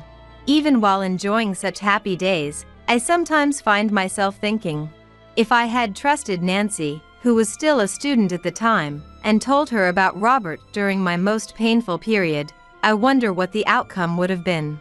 If I had confessed everything when Nancy got married, would a different future have awaited us? Still, by finding the courage at the very end, I'm able to spend incomparably happier days than ever before. "Grandma, I'm home. Listen, listen. Today, my teacher." As I watched Emily cheerfully sharing about her day with a radiant smile, I wished for this happiness to continue forever. "Impossible! William, that can't be done." "Switch some medicine with that."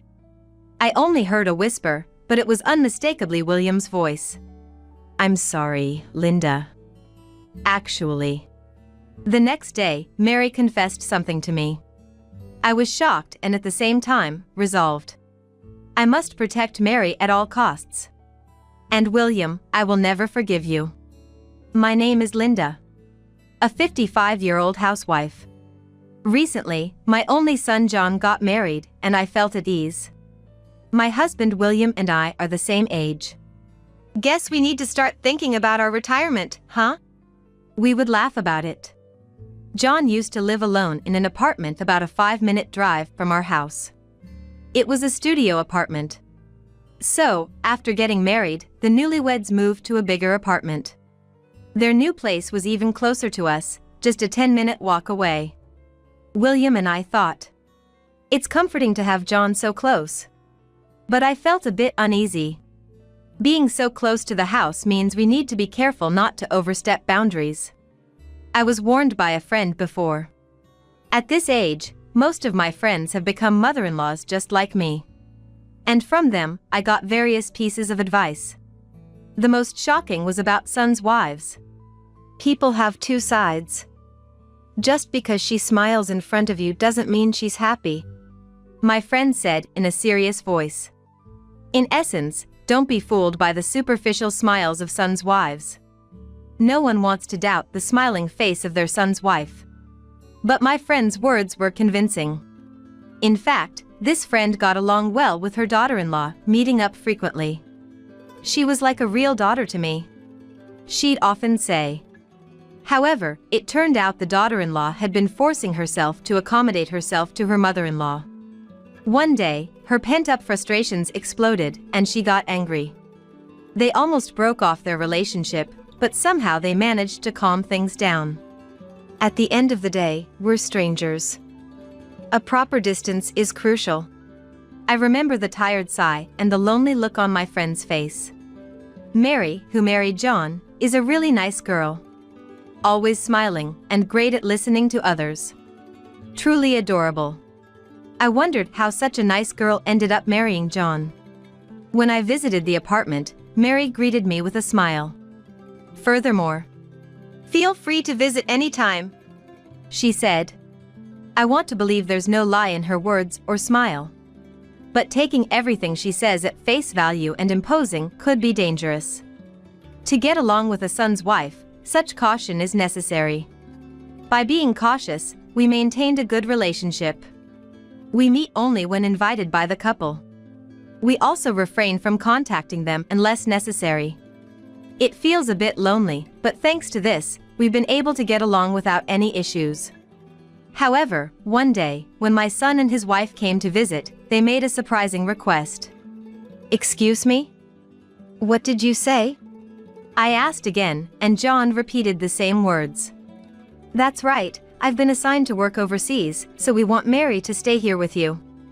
John had been on business trips abroad before, but this was his first long-term assignment. Upon asking, it turns out the duration is at least 2 years. And it might extend beyond that. 2 years? Is it okay for a couple to be apart for so long? Wouldn't it be better for Mary to go with you? Mary has her job, and I'll be busy abroad. It's safer for her to live with you guys than alone in a foreign country. John looked to Mary for consent, and Mary nodded with a smile. Really? We don't mind, but if we can support our son and his wife, that would be wonderful. But, is this really what Mary wants? Living with us, the in-laws, might be less comfortable for her than following John abroad.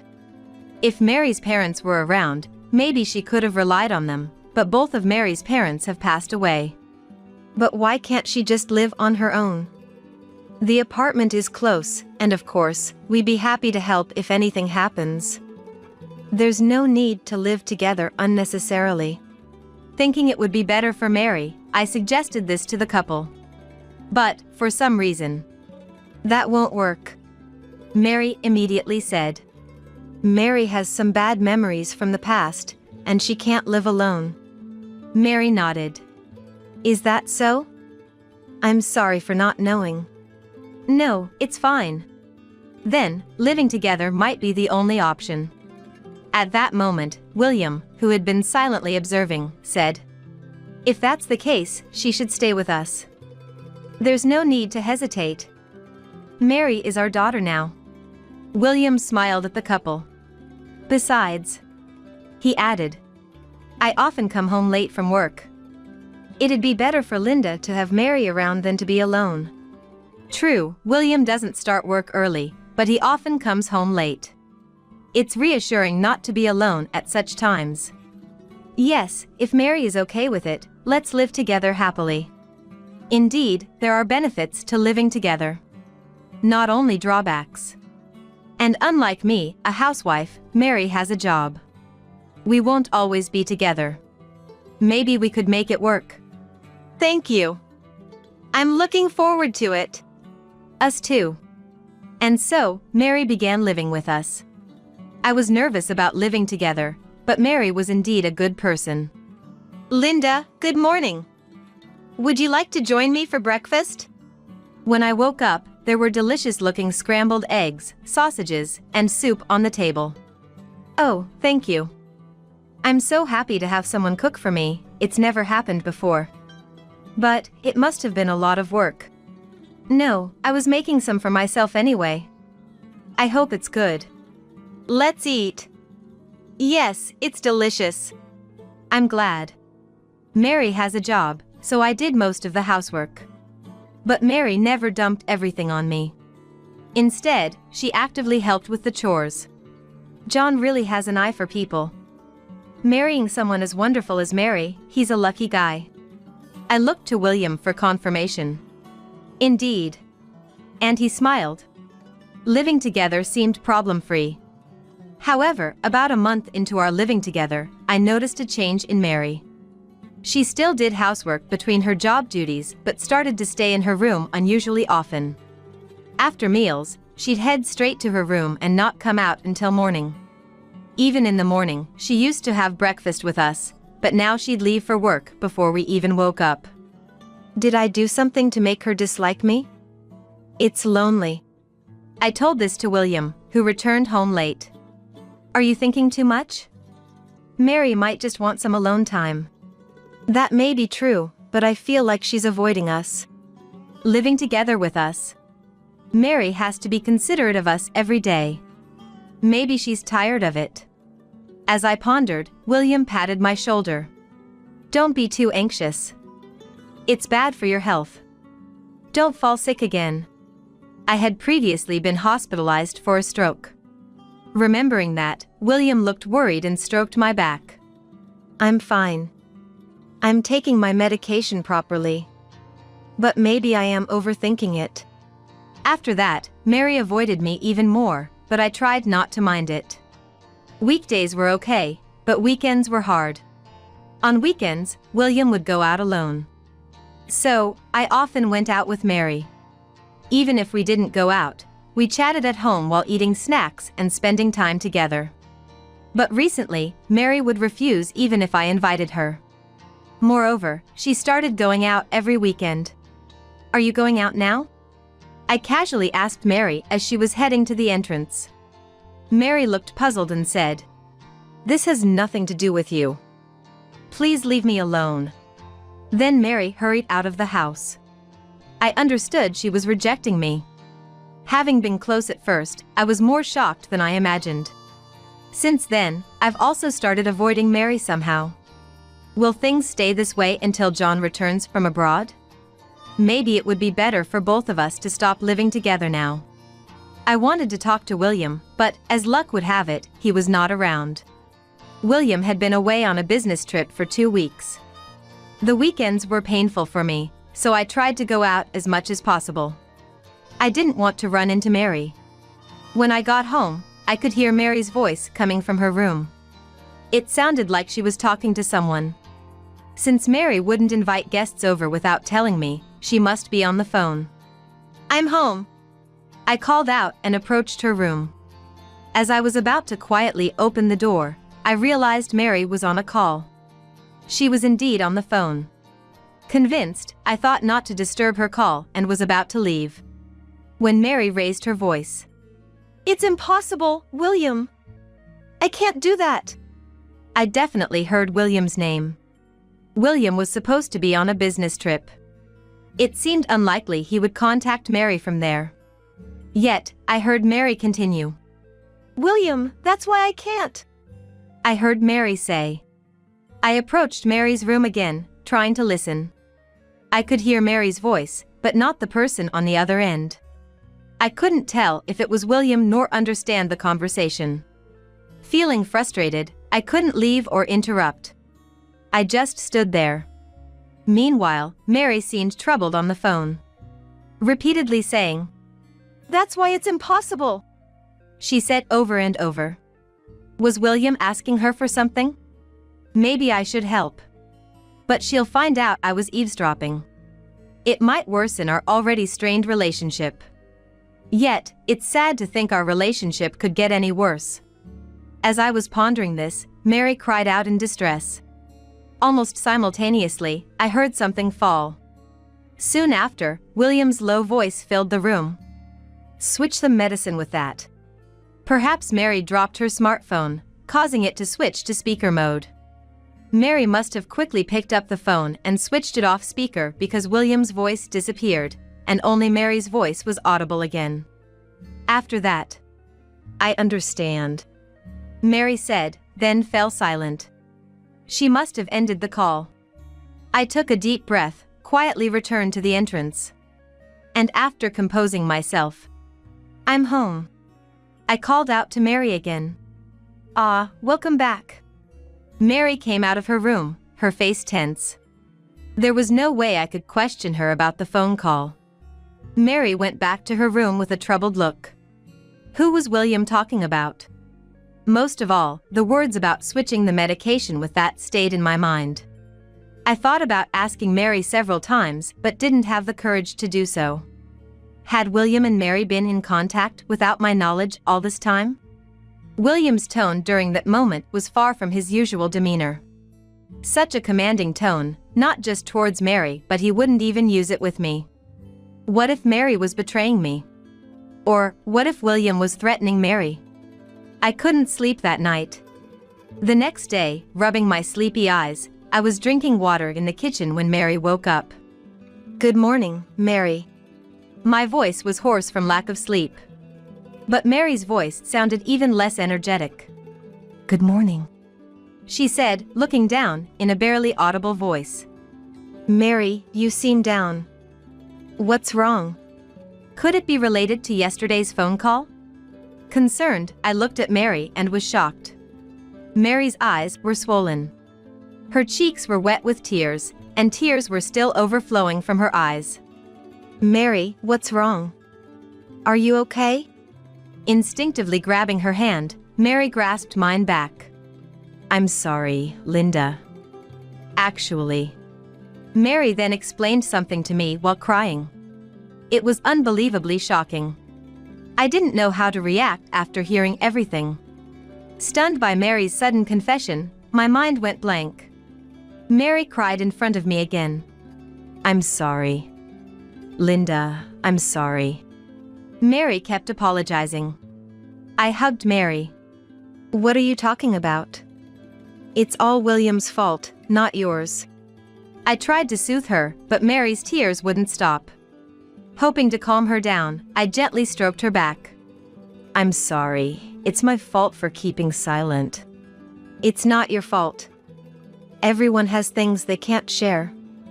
Besides, if John is okay with it, then neither William nor I should interfere in a couple's matters." Saying this out loud helped her cool down gradually. And then, anger towards William started to rise. How many years has it been since William and I got married? We've had our fights and even discussed separation. But, I had always intended to spend the rest of my life with William. Never did I imagine he would be plotting such things behind my back. After a while, when Mary seemed to have calmed down, we decided to discuss what to do next.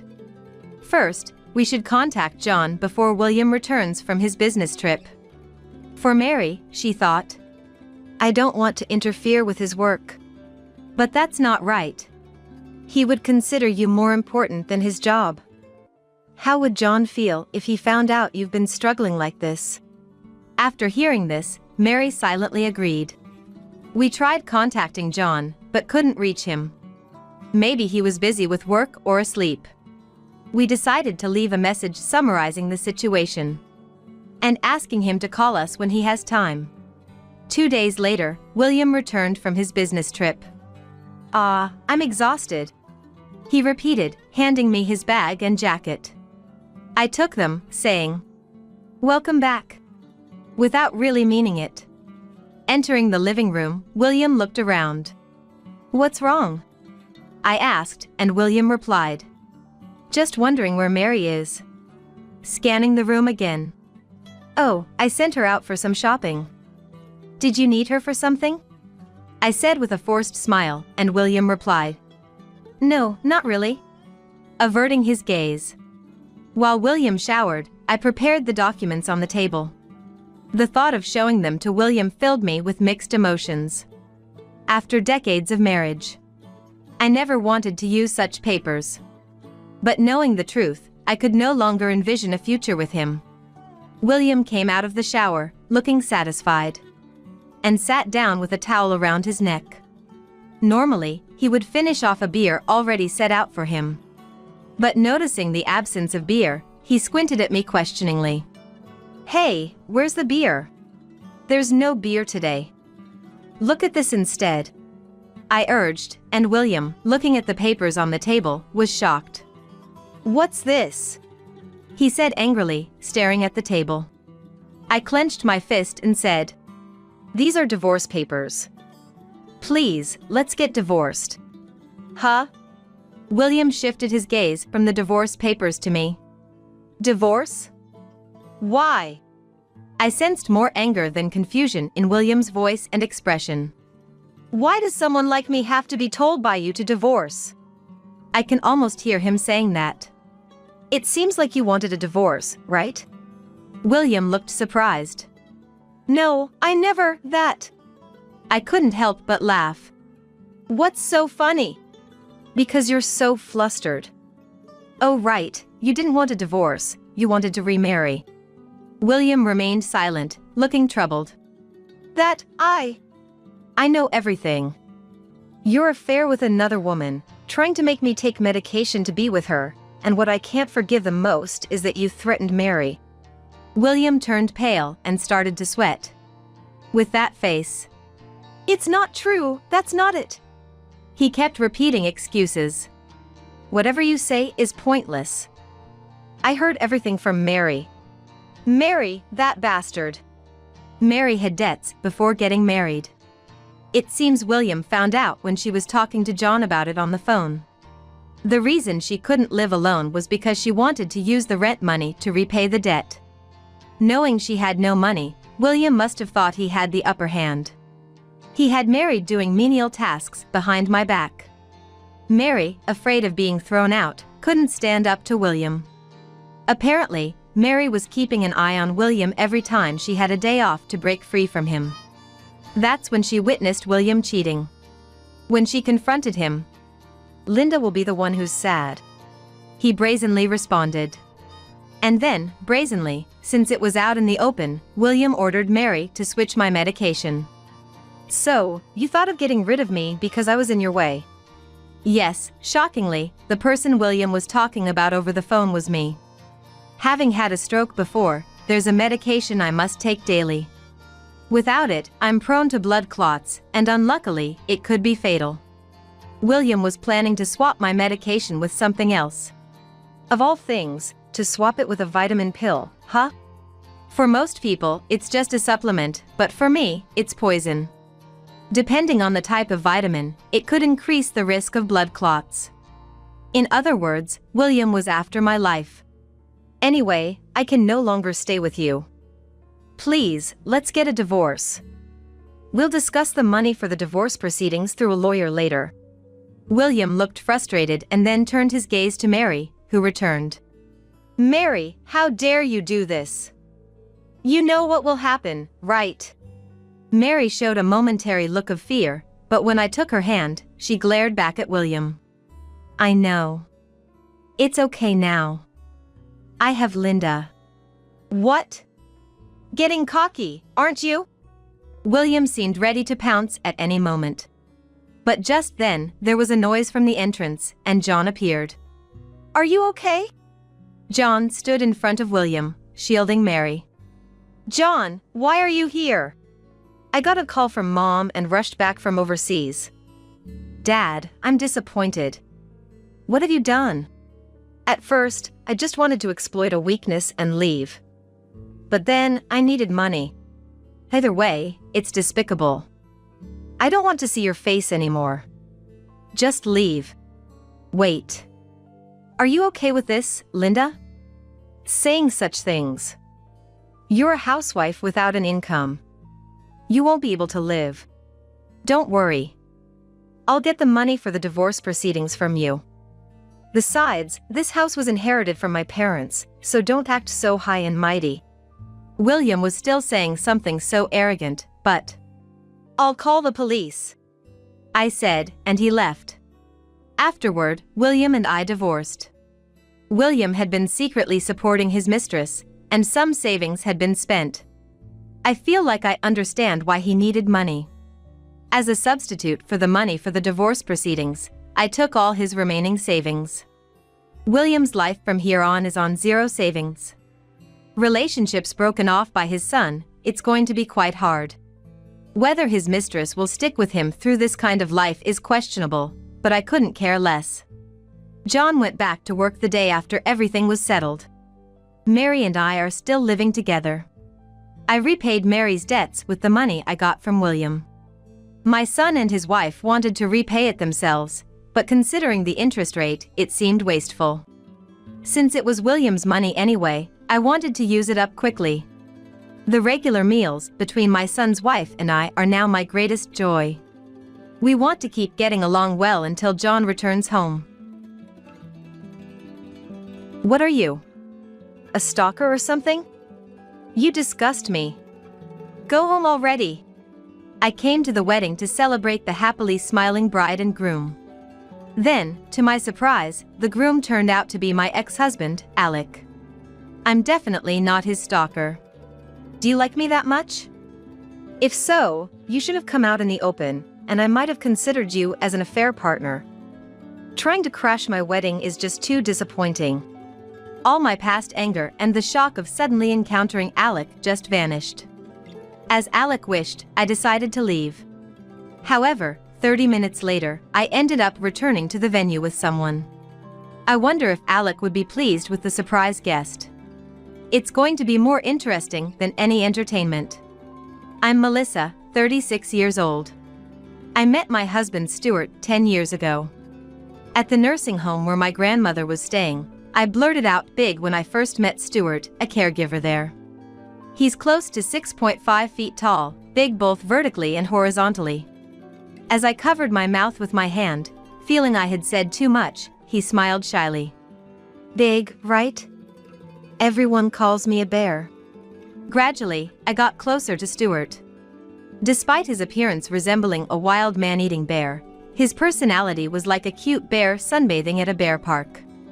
Kind, gentle, and comforting to be around. I never dreamed of marriage and had decided to stay single, but my stubborn heart was softened, and I ended up marrying. Now, blessed with our 4-year-old son Leon, I deeply feel it was the right thing to do.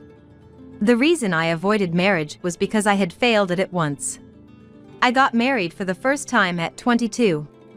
To a man who was the opposite of Stuart, modern, slender, fresh-faced, and handsome. His well-featured face could make anyone believe he was a celebrity. In fact, my ex-husband Alec would often lie to people he just met. I used to model in Boston. Our married life was in my hometown, where it was quite rural. Not a farmland rural, but a place where everyone needs a car. Yet supermarkets and hospitals are only a 10-minute drive away, and if you drive 30 minutes more, you'll find a large shopping mall as well. I think it's a nice countryside. And as for Alec, he came from the city. He attended a nearby university and stayed in the area after graduation. At first, our marriage life was enjoyable. Alec got along with my friends, often suggesting we call someone to hang out. Being young, we would gather with friends, drink, and have fun. Alec was quick to fit in with a female-dominated environment.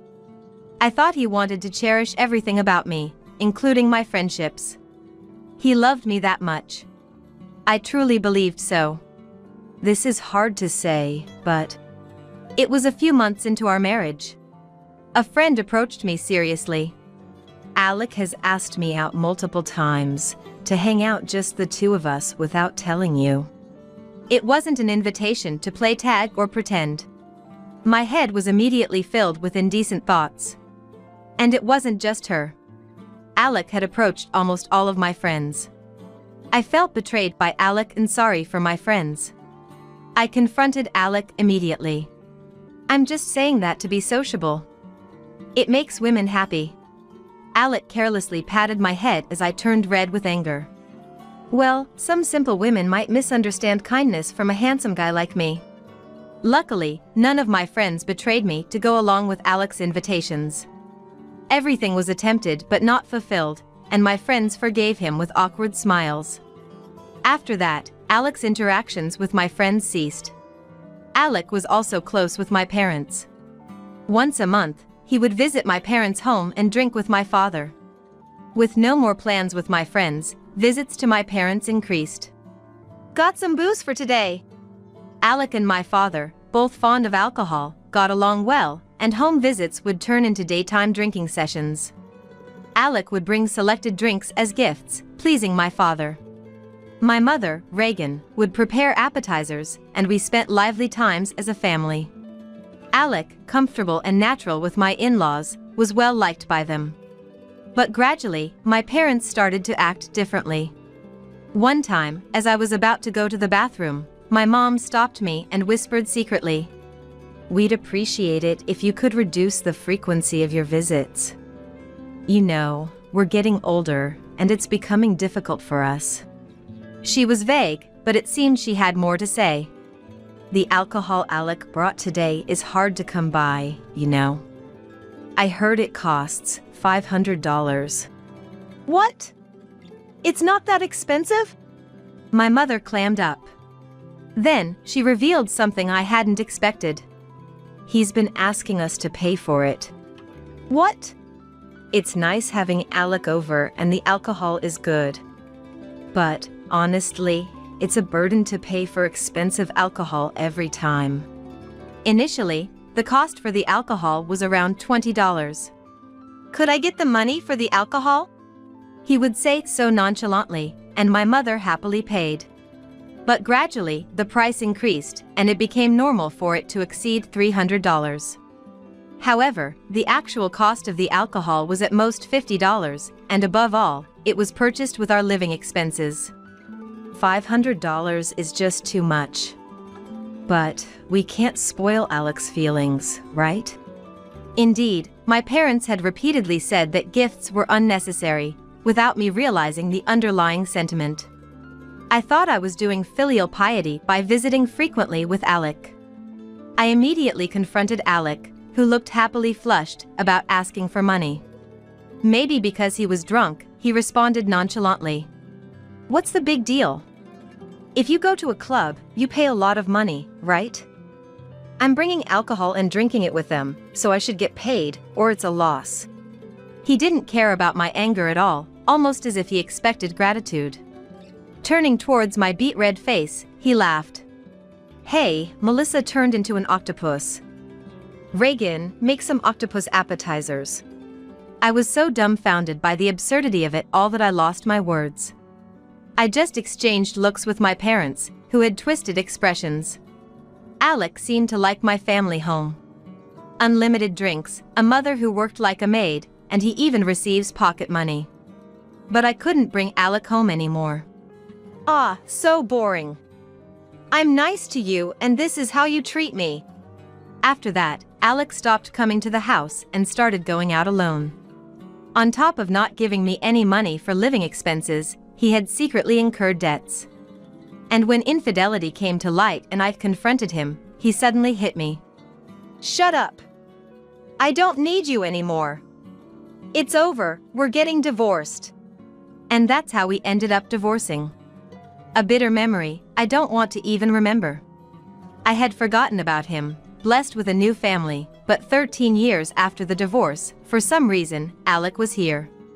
And next to a bride in a pure white dress. Alec was the groom.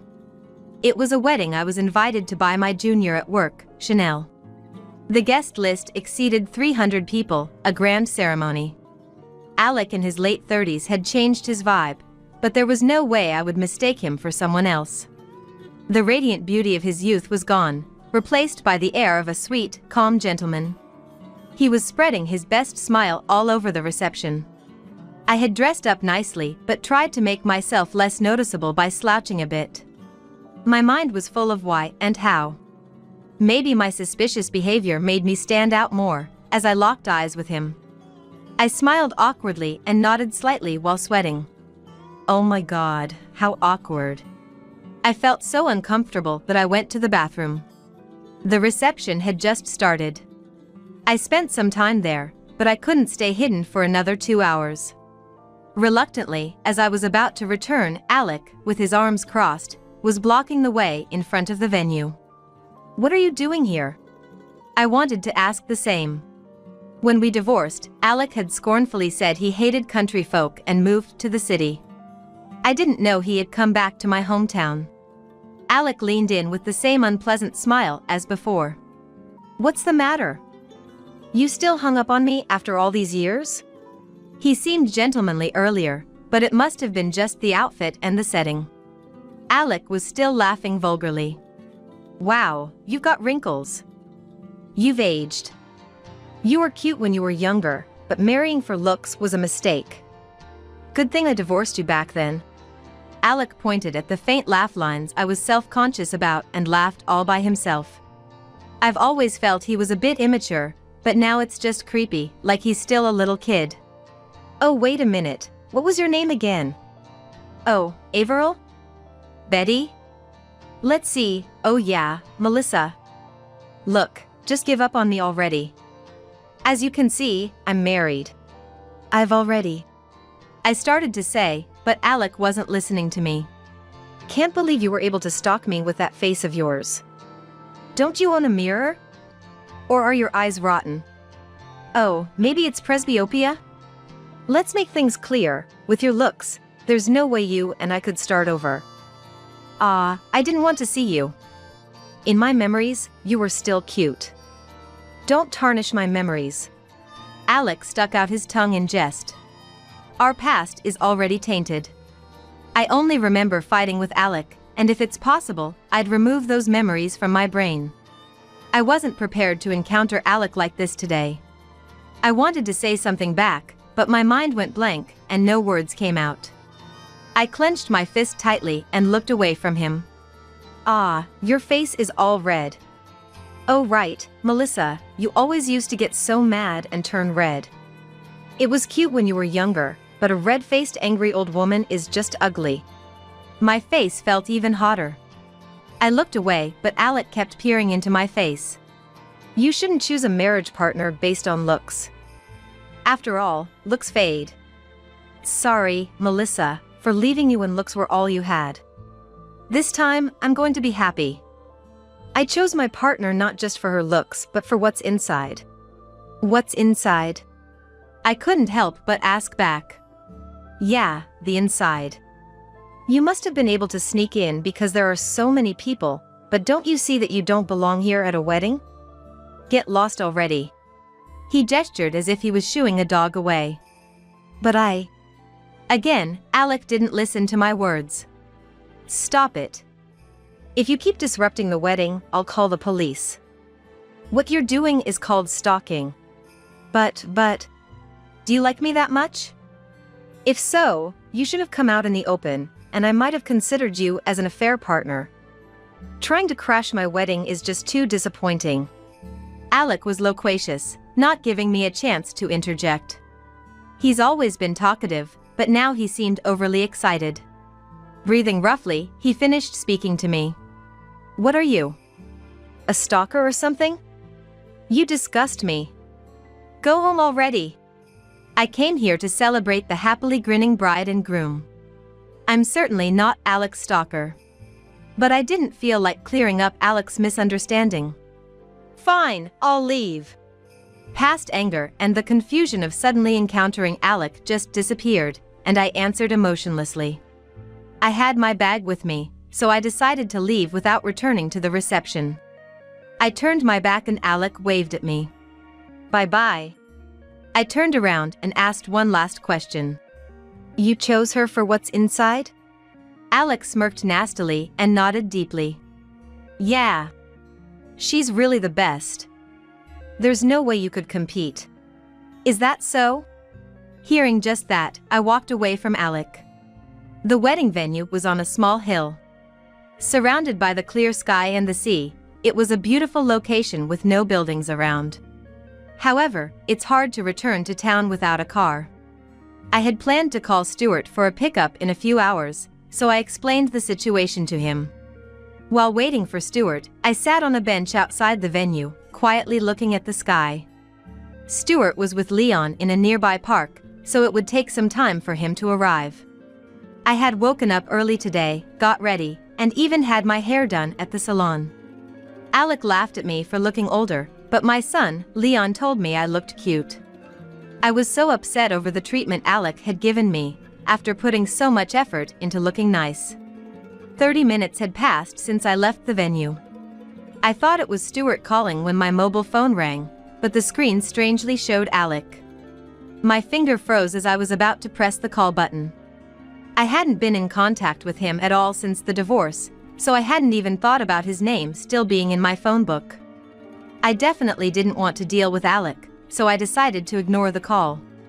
But the phone kept ringing. After about 3 rings, it stopped, only to start ringing again without a pause. What's this? Does he still have something to complain about? In no time, the missed calls had piled up to dozens. At this point, it's hard to tell who the stalker is. Checking my call history, I realized a colleague from work had also called. Interrupted by Alec's incessant ringing, it was resulting in a missed call notification. While fiddling with my phone, scared of accidentally making a call, I noticed a message from my colleague amidst the missed calls and managed to check it. The candle service. It seems the bride, Chanel, is upset because of my absence. The candle service was one of Chanel's special requests. She had tried to gather all the guests who had stepped out for a toilet break or a smoke, causing a small commotion when I didn't return. I had messaged my colleague that I had to leave due to an emergency, but I could imagine Chanel wouldn't be satisfied with that explanation. The voicemail Alec left was, "I thought you were stalking me. If you were really a guest, you could have just said so. I'm not mad, so just come back already. It'd be a waste not to eat the cake." The condescending tone of his hurried message made me even less inclined to return. What a hassle. With hundreds of people there, it wouldn't matter if I was missing. I vented my true feelings, thinking no one was around. Then, a car pulled into the parking lot. To my surprise, a woman in a pure white dress got out of the driver's seat. She looked exactly like a bride. Normally, brides get ready at the venue, so this was clearly unusual. I couldn't help but stare at her. Noticing my gaze, the woman gave me a kind smile. "Thank you for attending our wedding today." "What?"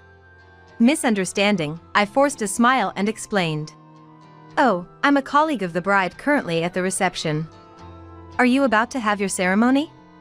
Lovely dress." "Thank you. I've been looking forward to this day. Congratulations." Despite the pleasant atmosphere, I felt a sense of unease. I remembered Chanel bragging various things about the wedding.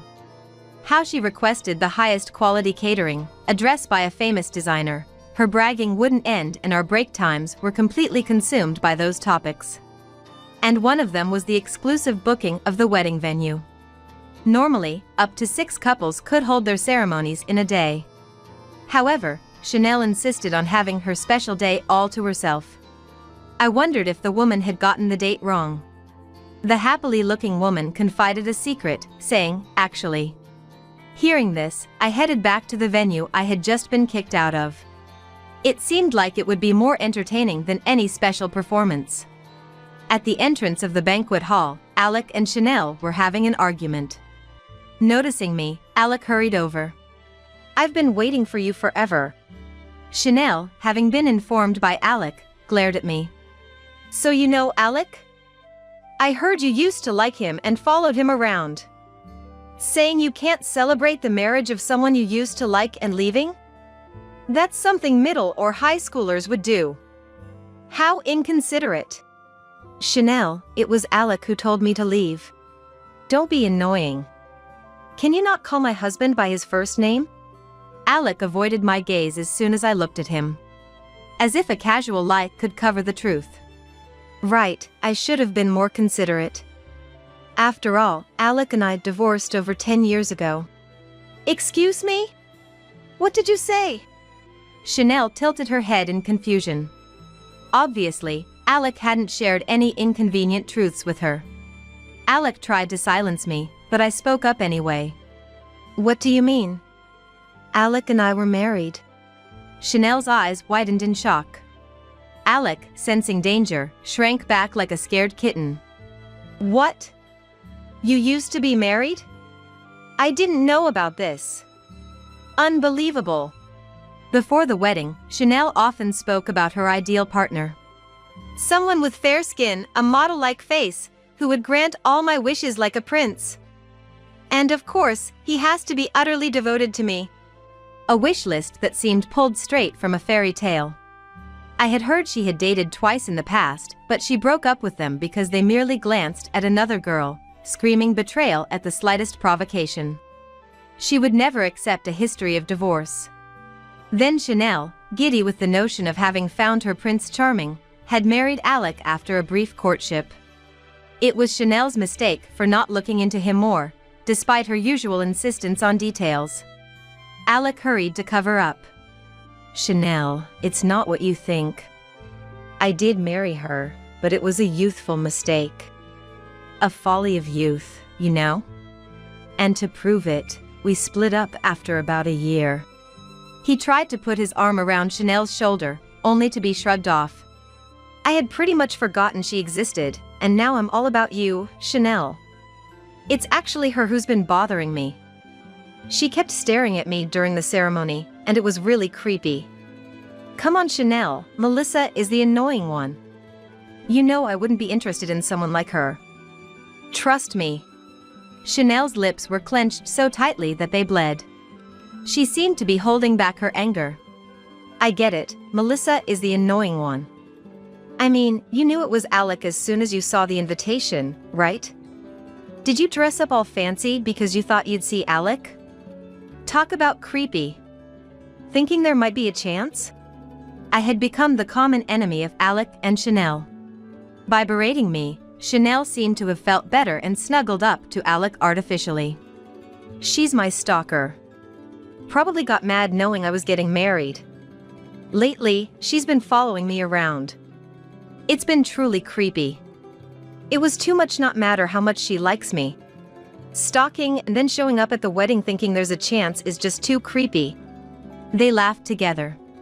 A vulgar laughter that didn't suit the beautiful bride and groom. Melissa, I'm sorry. I know it must be hard to see me and Alec so happy, but it's unthinkable for someone to leave in the middle of the ceremony. Please, stay till the end to get over your feelings for Alec. I was ridiculed thoroughly. I couldn't possibly celebrate their union now. Chanel, I really didn't know the groom was Alec. Save your pointless act. It's true. Because he had a different last name back then. Chanel, not understanding, was carefully enlightened by me. He was Alec Brown before. Now, Alec Taylor. Do you understand why? Alec was the first to pounce on me. Not that we were getting along, but Chanel, with a look of anger, pulled us apart. This made it easier to continue. Alec has been married and divorced several times after divorcing me, even taking his wives' last names. Alec yelled, "Shut up," but was immobilized by Chanel, who had thrown her arms around him. Chanel's grip tightened, and Alec began to moan in pain. Alec's history of divorces wasn't just once. It appears he had been married and divorced at least 5 times. Knowing the truth, Chanel's grip tightened around Alec to the point it seemed she might be breaking his spine. Alec couldn't even make a sound. To those unaware of the turmoil, they might appear as a passionately embracing bride and groom. The banquet staff, previously too intimidated to intervene, finally managed to stop Chanel. Chanel's fiery temper had evidently left the staff terrified. But they seemed to realize Alec's life was in danger if they didn't act. After a bit of coughing, Alec turned his fury on me. Melissa! Secretly following me around and digging up unnecessary information. You're beyond what you call a stalker. Although Alec's bloodshot eyes were frightening, I kept my composure. Come on, it's your wedding. Let's keep it calm. I looked towards the lobby and saw that she was prepared. Alec, congratulations on your wedding. I clapped loudly. Perplexed Alec and Chanel watched with a perplexed expression. Then a woman in her wedding dress approached. The shyly smiling woman was far more charming as a bride than Chanel. While I was blessing them with a full smile, Alec stepped back with a pale face. Isabel! The woman who had arrived at the venue in a wedding dress was named Isabel. According to her, she had been dating Alec until a few months ago. They even got engaged. But he broke up with her suddenly without giving a reason, and Isabel couldn't accept it. Upon investigating, she discovered he had another fiancée and was repeatedly getting married. Her unceasing smile in this situation was eerie. Though skeptical of her story at first, the evidence of their relationship and the detailed records of Alec's past she provided made disbelief impossible. I've always been by Alec's side. I know everything about him. So the stalker was you? Alec had actually been a victim of stalking. That's why he mistook me for the stalker. While Chanel and the staff were stunned, Isabel pulled Alec's arm. In place of the frozen staff, I pushed open the heavy doors to the banquet hall. Inside, the guests were tired of the lengthy and dull entertainment. The newly returned bride and groom were greeted with huge applause. Thank you, everyone, thank you. Isabel led Alec through the venue. Isabel radiated a happiness aura from her entire being. Alec, now utterly soulless, barely managed to stand. A light push on his index finger might topple him. Gradually, the applause thinned, and the room grew so quiet you wouldn't think it held hundreds of guests. Who are you? Finally, Chanel shouted. Lifting her dress, she stormed towards Isabel. A beautiful bride and an ugly bride faced off. I was the one promised to marry Alec. Chanel pulled on Alec's right arm, while Isabel clung to his left. Lies. It's not a lie.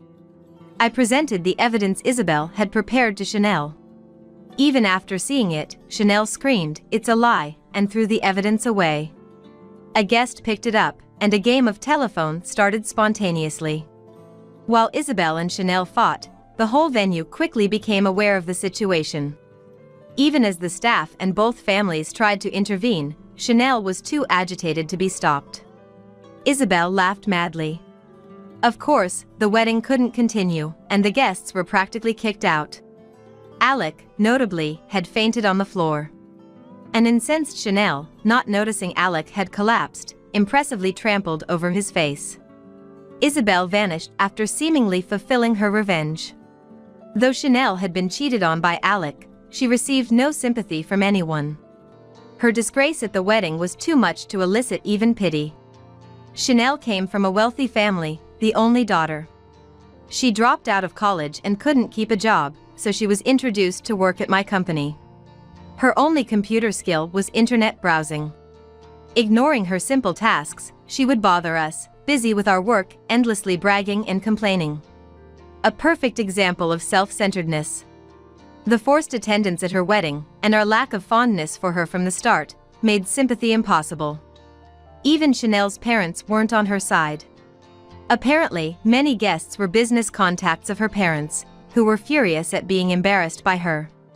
Honestly, at least her parents could have defended her. But like Chanel, they must prioritize themselves above all. Like Chanel, they must prioritize themselves above all. Ironically, Alec should be thankful for the outcome, given he was supposed to be beaten up by Chanel. Yet for some reason, Alec showed up at my house, accusing me of stalking, when now it seemed he was the stalker. It's your fault.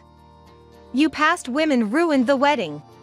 Despite everything that happened, Alec is living with Chanel as planned, and yet he's complaining. You're happy you're married to Chanel, aren't you? No way. She's worthless. What? But you chose Chanel for her personality, didn't you? Well, yeah. I overlooked her looks and chose her for her wealth. That's a quality, right? Her family is well known around here for being rich. But if her family's money isn't coming in because she's estranged from them, there's no point in being with her. That's what I thought. I wondered if two self-centered people might get along, but normally, they'd clash. Alec was just pretending to be a prince, hiding his true self. He often complained about how boring the countryside was during our marriage, but he mentioned one good thing about it. The culture of respecting men still existed. Indeed, Alec was treated as an honored guest at my family's home, so he got carried away. Moreover, he said rural women are simple. He hasn't grown in over a decade. No matter how much anger I show, he comes begging to me with a completely changed attitude. Melissa, do something. She's put GPS on my phone because she suspects me of cheating, and I'm locked up at home when I'm not at work. Actually, she quit her job and has time, so she follows me around and watches me sometimes. It's crazy, right? That's crazy. Right? She's the one who's crazy. But it can't be helped. Alec, you would cheat right away if she didn't do that, wouldn't you? It's natural for him to be suspected, as he has no credibility. Alec plays the victim, but he is undoubtedly the perpetrator. I can't even take a breather, let alone cheat. I hate this. I want to escape. Melissa, help me. Alec is nothing but a blemish on my life. Even his attempts to evoke pity is just repulsive. Just as I was getting fed up, a screech like a beast's cry echoed from afar. However, the source of the cry, charging like a gorilla, was Chanel. What are you doing here? How? You were out and I even left my phone at home. Chanel pushed the pale-faced Alec aside and whispered a warning to me. The GPS is also in his wallet and on his keychain, so I'm always watching him. Don't even think about stealing my husband. I could imagine Alec wanting to cry over such suffocating living conditions. Still, I have no sympathy for a habitual cheater. I wouldn't steal him. Be happy with Alec. I answered with a smile. Chanel tried to take Alec back, hugging him, but he stubbornly resisted. I don't want to go back. Come on, Melissa. Deep down, you still love me, don't you? His confidence was baffling. Love you? Impossible. I'm married too, you know. The front door quietly opened. I had asked Stuart, my current husband, to wait inside, feeling awkward about introducing my ex to him. But he couldn't stay away any longer due to the noise outside. Eek! Alec shrieked at the sight of the towering Stuart looking down on him. Trembling as if he'd encountered a man-eating bear, I teased him for fun. This man is being persistent. Can you do something? Stuart's eyebrows twitched at my words. Just that was enough for Alec to cling to Chanel and make a quick escape. Alec, frightened by the gentle bear, never showed up in front of me again. Whether it's because of the bear or he's sticking to Chanel in their newlywed life, I don't know. Thus, my peaceful days returned. I'm not good with confrontations, Melissa. I didn't know what to do to help when you were in trouble. Sorry. It's okay. You're protecting me, just being by my side, Stuart. Even with this look, there comes advantages. I always felt my size and intimidating presence were a flaw, but it turns out, just a glare can protect my family when needed. Not bad at all. Stuart and I shared a smile. Then Leon, wielding a toy sword, bursted in. I'll defeat the dinosaur. Suddenly, it was time for a play fight. Stuart is always casted as a dinosaur. Ah, I'm defeated. Got you! Mama, I came to save you. I defeated the scary dinosaur. Stuart effortlessly lifted Leon onto his shoulders. Brave sir, I won't cause trouble anymore. Please make me your ally. Okay. Let's protect Mama together. Yay! I have two reliable heroes by my side.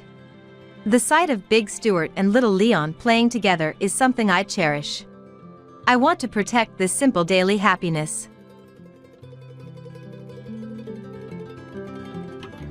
Dropping out and living off a pension, isn't that just like a dead weight who doesn't understand the struggles of the young? Caught in a fire and still not a bit spirited. Really, society's dead weight lives the longest, huh? Tiana, my eldest son's wife, said this laughing, without a hint of malice. It was the last straw for me. Don't think getting disowned is the end of it. Divine retribution will come one day. Just you wait. My name is Violet, I'm 75. When did it start? The words I mutter when I get moving became. Here we go. Ouch. Sometimes, I say them even when I'm not in pain. Back when my body issues were fewer than now, and I had just turned 60. A shocking piece of news landed between my recently retired husband, Cody, and me. Our eldest son, Ethan, not particularly bright and with kindness as his only trait, was getting married. Ethan wanted a family meeting, and Cody and I joyfully agreed. Who could have chosen our unremarkable Ethan? On the day of the meeting, Tiana, a well-dressed woman, appeared at our house. Not especially beautiful or flashy. But her behavior was elegant and refined, perhaps due to good upbringing, leaving Cody and me speechless. You didn't just bring some secretary pretending to be your girlfriend, did you? I couldn't help but ask Ethan. But as we listened to them, her background became clear. She was the daughter of a chain of Italian restaurants. With 2 older brothers, she wasn't expected to take over the family business. But if something happened to her brothers, Ethan might have to step in. I wondered if Ethan could handle such a responsibility, but the warm atmosphere between him and Tiana made it seem possible. They were more in love than I imagined. We approved their marriage, and they wed. Everything seemed perfect. Then one day, Tiana called. "Oh, Tiana, what's up? Calling so suddenly?" Violet. I heard from Ethan yesterday. Is it true that Cody dropped out?" "Yes, that's right. He was the youngest, and our parents couldn't afford to send him to school." "Why do you ask?" Dropping out was common and not unusual. And Ethan's parents' education had nothing to do with his marriage. I optimistically failed to understand the intention behind her question. "And you're not working now, right?" "Just retired. Enjoying a leisurely pension life." I replied with a laugh, but the air over the phone turned heavy. "Tiana, something wrong?" "I'm a bit confused. So, you're saying he never really accomplished anything in society and now just lives off a pension?" "What?" Both Cody and I had worked and paid taxes. I didn't know if we contributed to society, but we hadn't been a burden. I didn't understand her point, but I felt looked down upon. Finally, that day, she said, "Let me think about this," and hung up. Wondering if I should tell Ethan about this, I consulted with Cody. "Tiana's intentions aren't clear, and it might be a misunderstanding. Let's wait and see." That's what happened. 2 months later, Ethan and Tiana visited us during a long vacation. I hoped that Tiana had misunderstood something about the dropout issue. For their visit, I prepared seasonal ingredients and fancy seafood. But, "What's this?" Tiana, who came to help in the kitchen, looked at the ingredients and got furious. There were no known allergies, and serving shrimp and crab wasn't unusual. I had no idea why she was so angry. "Who decided to have a meal like this?" Well, it was Cody. "He did it because you guys were coming over. He is on a pension, right? Living comfortably off the big taxes we worked hard to pay. Please don't indulge in luxuries like everyone else." "Hey! That's no way to talk. We don't even indulge in luxuries normally, and we've been paying into our pension all this time. That's the problem with you people. You benefit from everything, from healthcare to pensions, while young people like us work hard, knowing our future pensions will be almost non-existent. If you have money for luxuries, donate it to the younger generation." While I stood there dumbfounded, she sighed again. "In my family, my parents and brothers all went to college, studied hard, and provide dedicated service to society and our customers every day. And they earn well, of course. Cody, he worked in a factory, right? Didn't study much and settled for low wages, just moving his body around, and his future was secured. How nice. We work hard but never feel it's enough for our efforts." I couldn't tell if we were indeed better off than Tiana's family unless I compared our incomes. But, regardless, it wasn't fair for her to say all this. Does she even understand how the pension system works? I wondered. If you have so many complaints, then leave. I was about to say that when. "What's all this noise about?" Cody, who should have been at the grocery store with Ethan, appeared from behind. "Cody." Tears welled up in my eyes, maybe because of the harsh words thrown at him. He had always worked hard for our family. He even gave up school for us. He's a respectable man who's been working tirelessly for us. He doesn't deserve to be looked down on like this.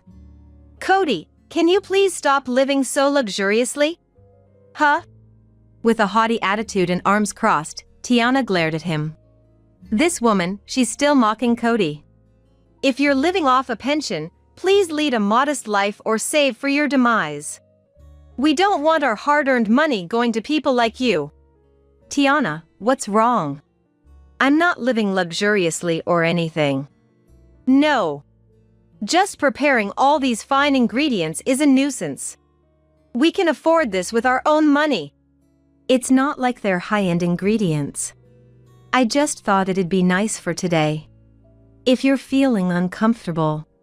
That's not it. It makes me sick that people like you, who never studied properly and just continued a fool's job, live off pensions and eat like this. I thought to myself, factory work varies, and without people manufacturing, you wouldn't have the car you came in. But I stayed silent. Nothing I said would get through to her. But Cody reacted differently. I tried to be understanding because you're Ethan's wife, but this is too much. I paled, realizing he was angry. He rarely gets angry, maybe once in every 8 years, more rarely than the Olympics.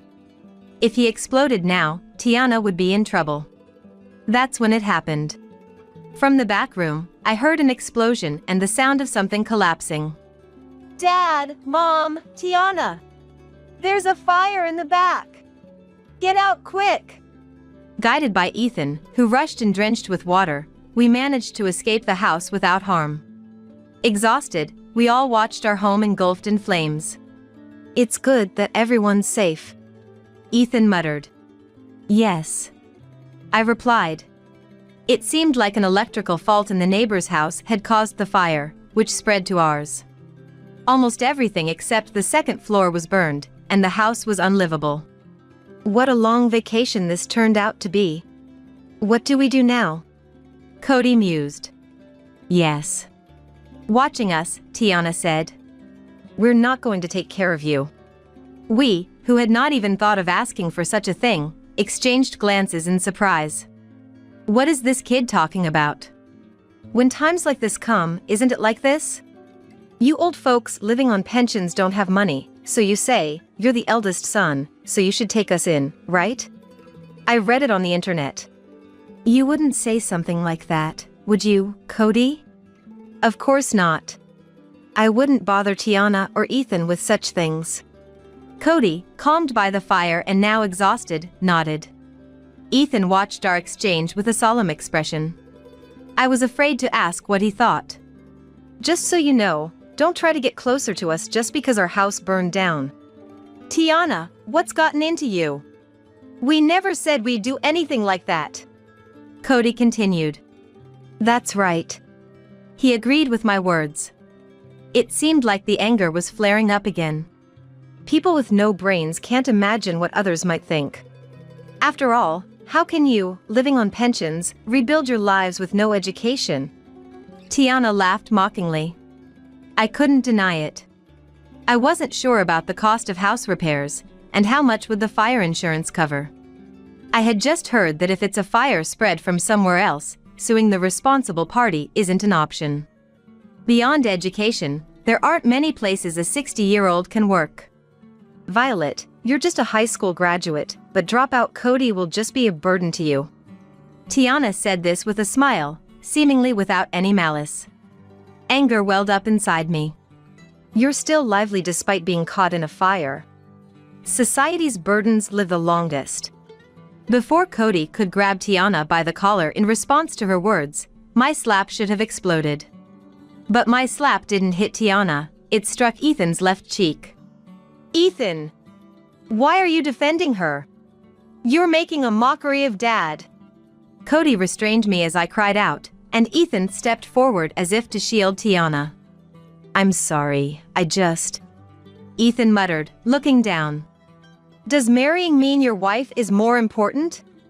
Are we, your family, nothing to you? It's not like that. But I love her too, so whether she's wrong or right, I can't choose. My dear Ethan, whose only good trait was his kindness, had become merely indecisive. I had carried and raised Ethan with care. I understood his feelings. I would have liked to support his kind heart if possible. But I just couldn't get along with Tiana anymore. That's enough. Dad and I will cut ties with her. We won't see you either. I couldn't bring myself to say cut ties with Ethan too. My weakness was apparent.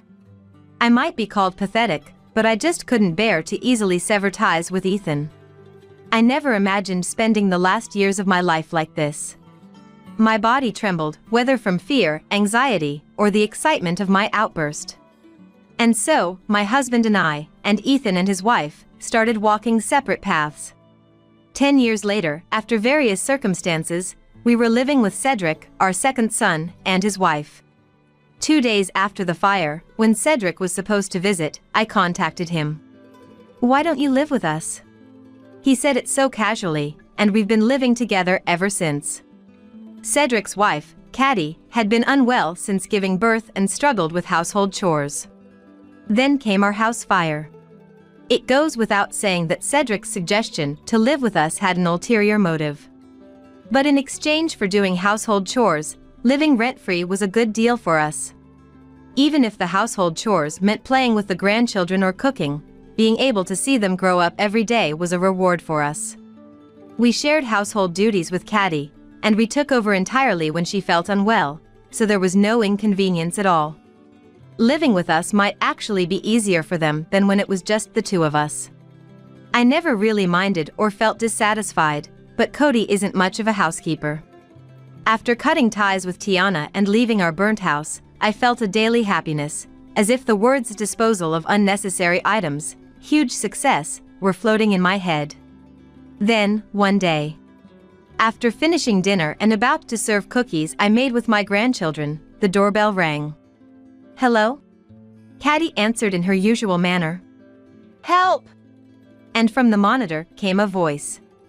Those grave words made us brace for some emergency. "Tiana?" Caddy looked bewildered, alternating glances between the monitor and us. "Eh? Tiana?" I couldn't believe it and looked at the monitor, where Ethan and his wife stood. "What are you doing here?" I couldn't help but ask. "Please, we apologize for everything in the past, just help our company." The sight of Ethan and his wife asking for help through the monitor caught even me off guard. Worried the neighbors might think oddly of Cedric's family, I hurriedly opened the door. "What's this all about? Why so sudden?" I asked. Behind me stood Cody, and a little further back, Cedric watched us with concern, protecting his children and Caddy. "Our family business is about to go bankrupt." "The family business, United Capital Holdings? You've expanded since your marriage, it should be fine, right?" Indeed, her family business had grown rapidly since their marriage, now a respectable corporation. I knew from the newspapers a few years back that Ethan had joined the management, following her grandfather's wish to keep it family-operated. But at this moment, I pretended not to know. Although I was fully aware of their imminent bankruptcy and its reasons. Of course. They had to come to our house, and I could barely suppress a laugh. No. I mustn't laugh. I can't divulge details, but expanding so much has backfired. Can you help us without asking anything? Let me guess, you hired manager candidates thinking anyone would be fine as long as they were college graduates, and they did whatever they wanted? I know all about it. Cody was the one who reacted to her words. Like me, he, who knew everything, couldn't completely hide his amusement. "So you knew, Mr. Gourmet Iron Man," Tiana said, looking dejected. "Since living here, Cedric often takes me out to eat. Starting a blog turned out to be popular, what a hassle." Cody laughed. Since moving in with Cedric and his family, Cody, who loved food, was frequently taken out to various restaurants by Cedric. He started reviewing the flavors on a blog, which became popular for its honest depiction of minor local eateries. Now, he even writes articles for magazines, Introducing recommended gourmet maps. Gourmet Ironman was his pen name. His articles were so influential that celebrities often visited the restaurants he reviewed. Cody, once mocked as a dropout living on a pension, now earned his income solely through his talent for writing and popularity, regardless of his educational background. I saw you entering a restaurant I know and realized you are the Gourmet Ironman. Please, Cody, I apologize for the past, but can you feature our restaurant on your blog or in the media? Ethan added, I know it's too convenient, but I'm asking too. I had once cared deeply for Ethan, no doubt about it. But after 10 years without contact, their return now, trying to salvage only the good parts, made me feel nauseous beyond disgust. It's way too convenient. Even if you apologize, your mindset hasn't changed, has it? We're still living on pensions, you know? Can you still apologize despite that? Tiana responded to my words. I can apologize. She responded immediately. Your pride and beliefs are so flimsy. You insulted us over something so trivial that you can apologize so easily? That is. Isn't it because people like that are in management that the store's business is getting worse? Always about money, no passion in what they do. Say whatever you want to me. I'll take it as my punishment. But please, the article about our store. At that moment, well, that's a bit of a problem. Cody said. What? Exclaimed Tiana. Didn't your family also runs a Japanese restaurant called Sakura besides Italian place, Ruble D? Yes. And the ramen place, Ramen Master, right? Yes, but what does that have to do with anything? I knew about Ruble D since you got married, but I didn't know much about the managing company, so I ended up writing bad reviews for the other places too. Just the day before yesterday. What? She was frozen by Cody's revelation. The magazine asked me to write a critical piece on these places. They said they'd been getting bad reviews lately and wanted to feature them. So I wrote exactly what I saw. I even spread rumors about the poor attitude of the managers, which I heard from another writer during my visit. The ramen place served bowls with fingers in them, and the Japanese place lacked cleanliness. Some dishes were served cold, as if they were frozen. Isn't that a bit much? I also heard about this from Cody, saying, I might have written something bad about Tiana's family. That's how I learned about her family situation. It was more of a disclosure of facts than bad-mouthing. What else was there?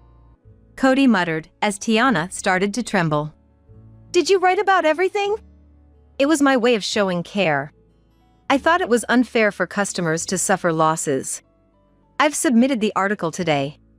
Hearing about the submission, Tiana, who was clinging to Cody, and Ethan both collapsed weakly on the spot. You're kidding, right? She murmured.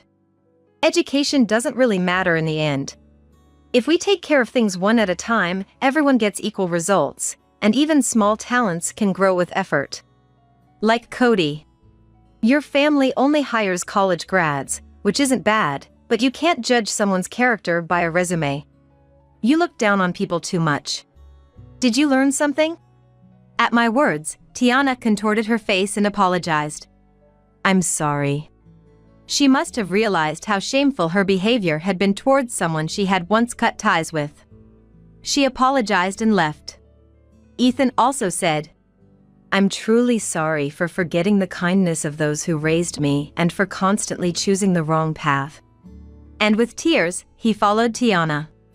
I wish they had realized this sooner but didn't say it aloud. That's your path. Keep going. Even though we cut ties, a parent's heart remains. After Cody's article was published, it became a hot topic online, and Tiana's family's store lost customers.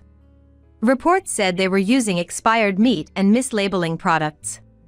It became apparent they were a conglomerate of scandals and closed all stores within a year. Bankruptcy. From what I hear on internet forums, Ethan and Tiana divorced after that incident. Tiana struggles to find work outside the food industry and lives alone in a cheap apartment. Ethan was seen working part-time at a discount store near their old home.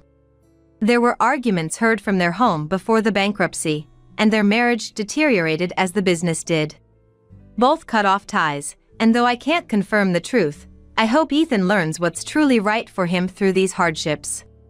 If we ever meet again, no, I'm still too angry. They should suffer and learn from society. As for me, I've recovered from an illness a few years ago and am now living happier and healthier, all thanks to the dedicated support of Cedric and his wife, and the joy of my grandchildren. And most of all, it's thanks to my precious husband who heals me. Caddy has grown much stronger and is now a powerful mom. Caddy says, "It's starting to look like you." That said, I was supposed to be ladylike. It's strange. I do see similarities in the way we scold our grandchildren or when I'm admonishing Cedric. It's strange how non-blood-related family members can resemble each other. I want to continue watching over Cedric and his family. Since recovering, I've started going on walking dates 3 times a week to a nearby park with Cody. It's a small joy, but it feels like returning to my youth, and I'm happy. I'll keep taking care of my health and enjoy this once-in-a-lifetime life. You're replaceable. You're fired. Elaine, the president's daughter, spat out at me. I had reached my breaking point. Without retorting to her words, I quietly accepted my dismissal. Understood. If I must leave, then so be it. Emotion had drained from me. I responded in a voice lacking any spirit. Well, goodbye then. She waved at me, her face brightening with relief. I started preparing to leave the company I had once been grateful for. Then, I shall resign.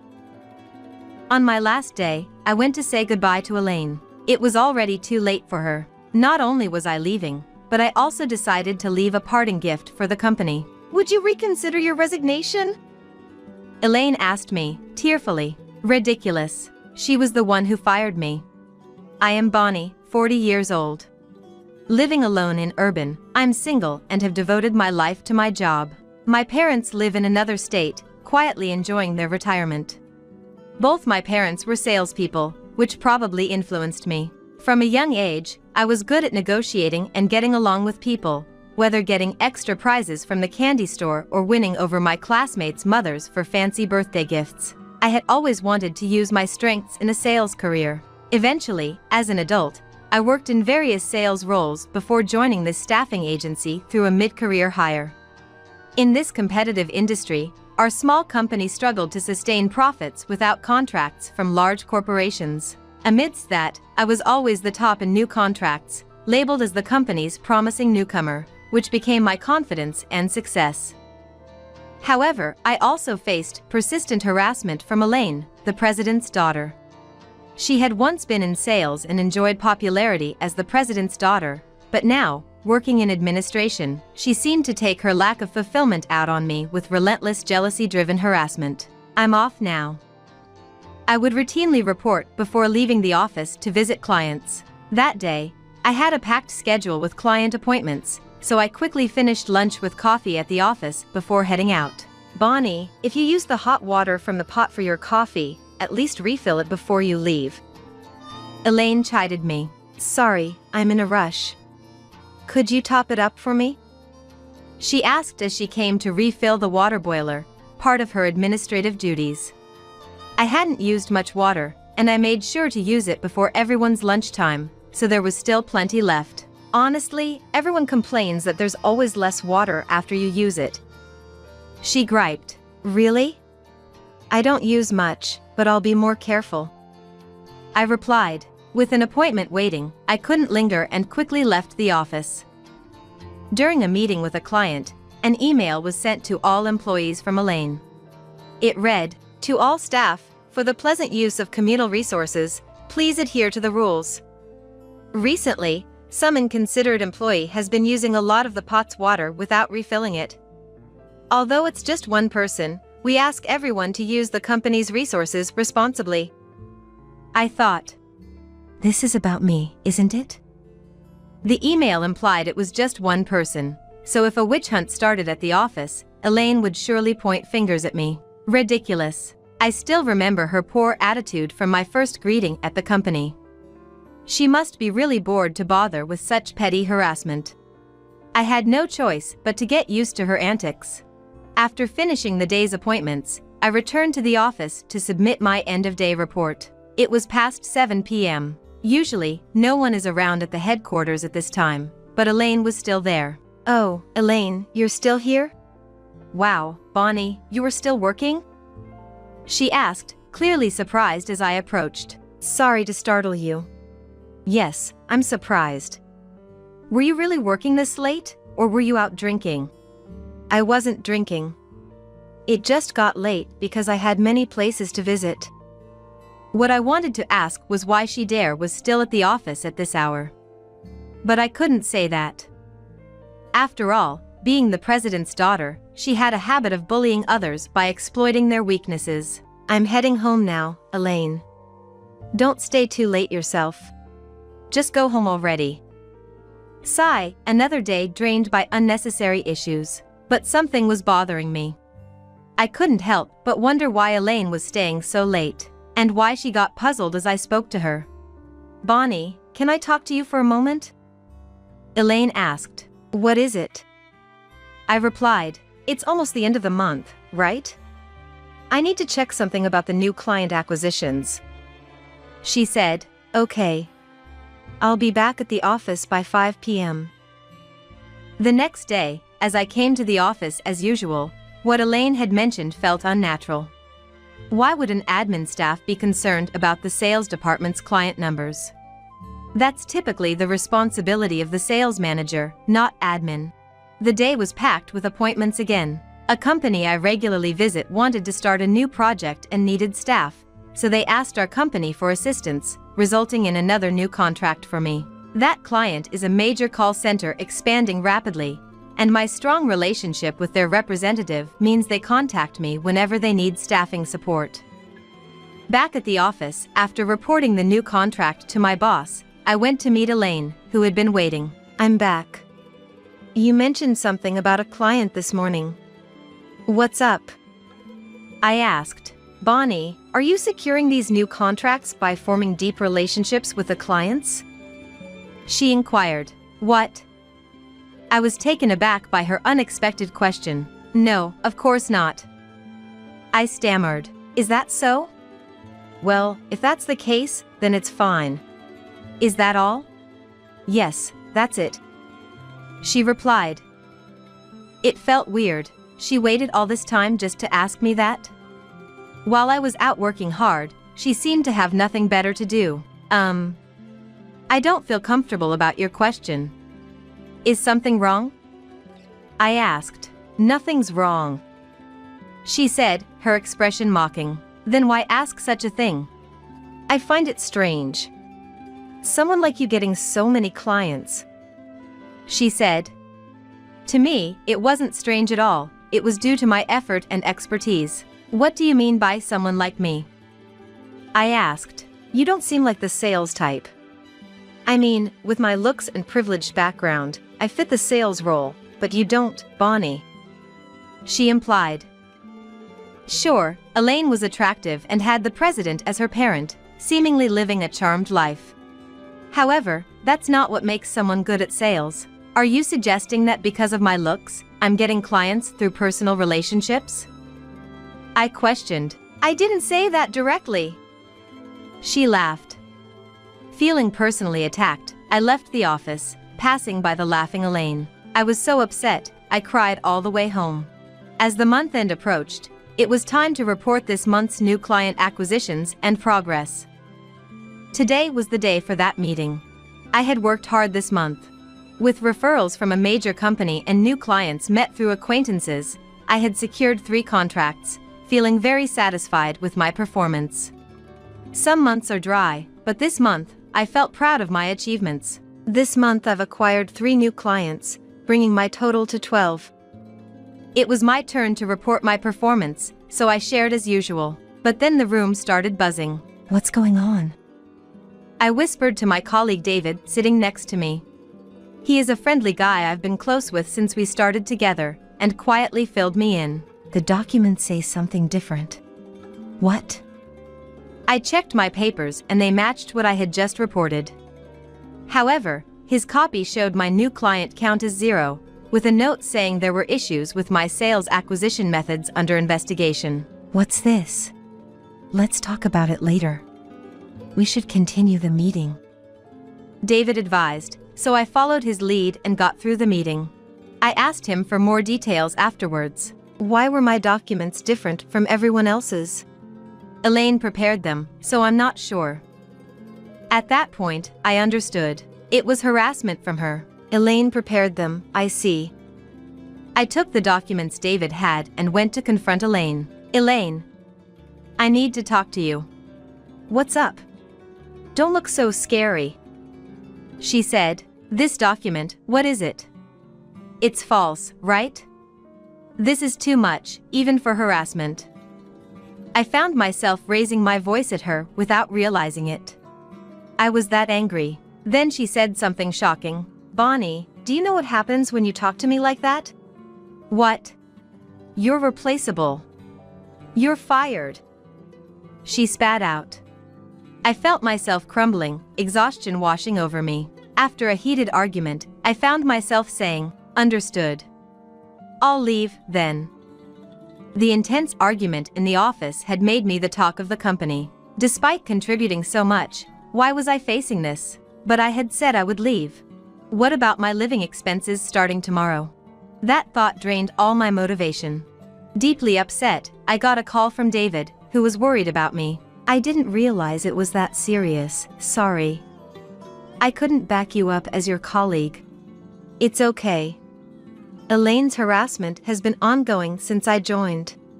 Still, the company will take a big hit losing someone with your clientele. Are you really quitting? His words made me reconsider. But the opponent wasn't just any employee. She was the president's daughter, with considerable influence. I guess so. I'm confident in my sales record, and I'll do sales at another company. That's all I have. I see. But here's a personal piece of advice, don't just quit. If you're leaving anyway, why not pay her back? She's not that great, even if she's the president's daughter. Hearing that, I thought, maybe he's right. Being a competitive person, I couldn't just leave after all the harassment from Elaine, as he suggested. I thought about what kind of payback I could give during my remaining time before resigning. I also decided to start looking for a new job. Thanks, David. Your words sparked a great idea. Plus, I'm going to start job hunting. I told him, that's good to hear. Personally, I wish you'd stay, but if you're leaving, it might be fun to give Elaine a bit of trouble as a parting gift.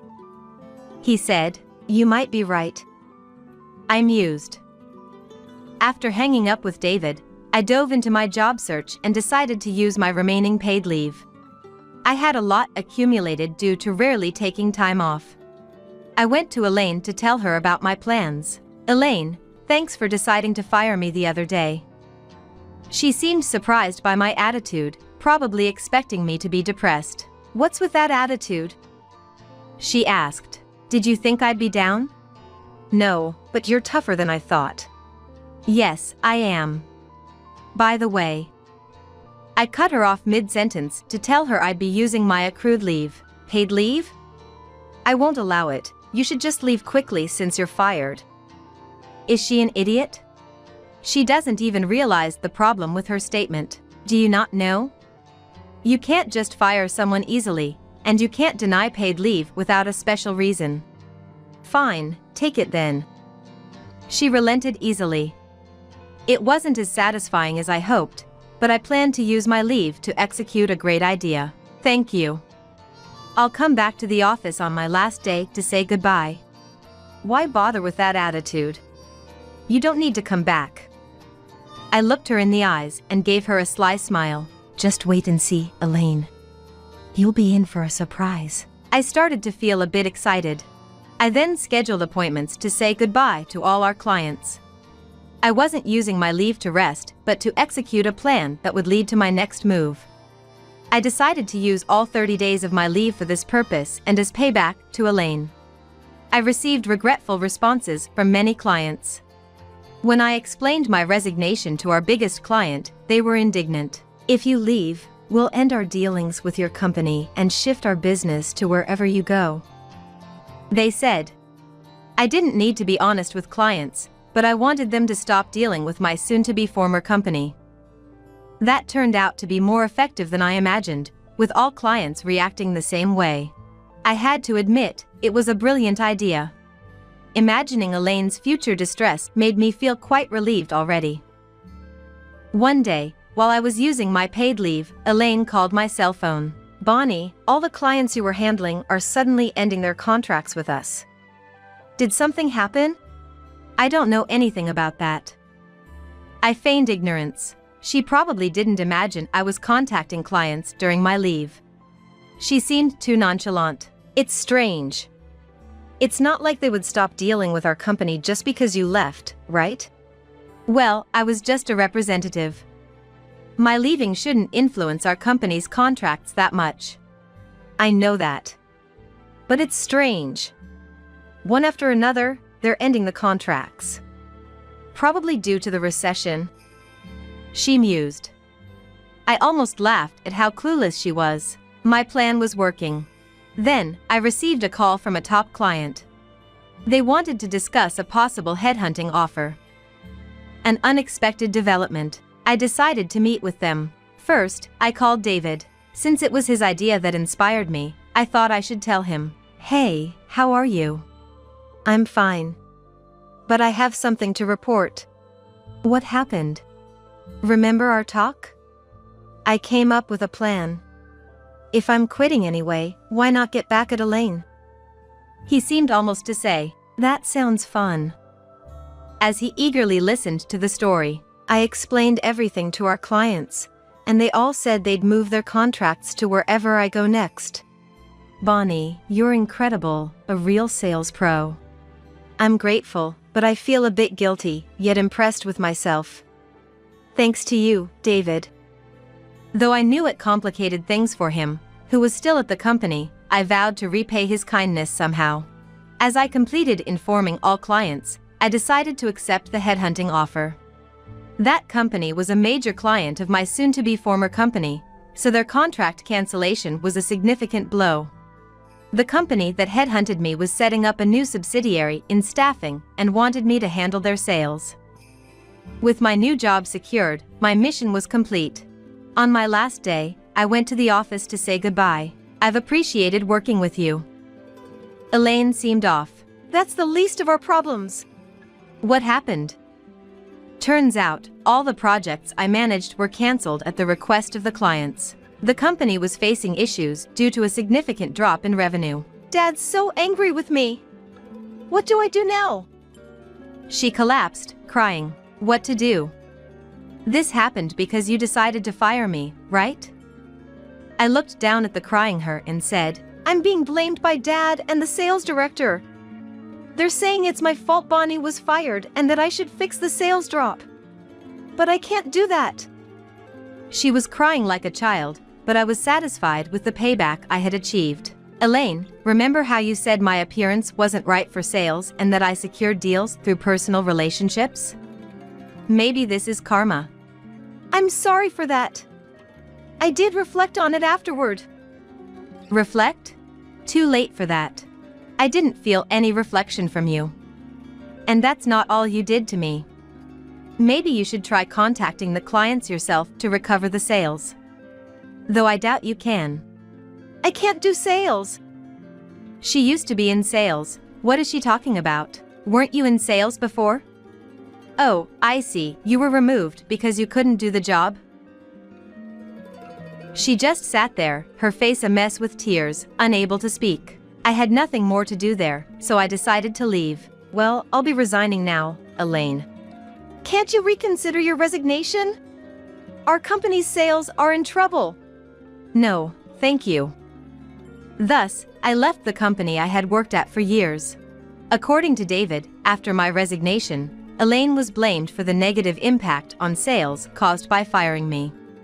That affected the employees' bonuses and led to complaints, resulting in her being forced out of the company. She's been now idle at home. I was enjoying success at the new company that headhunted me. One day, I heard from David that he too had left the company. I explained the situation to my new company and managed to get him hired. We were working together again, striving side by side. It was fun to work with a former colleague, and we were gradually securing contracts with the clients I used to deal with at my previous company. Thanks to it, I won a newcomer award this month and felt very fulfilled.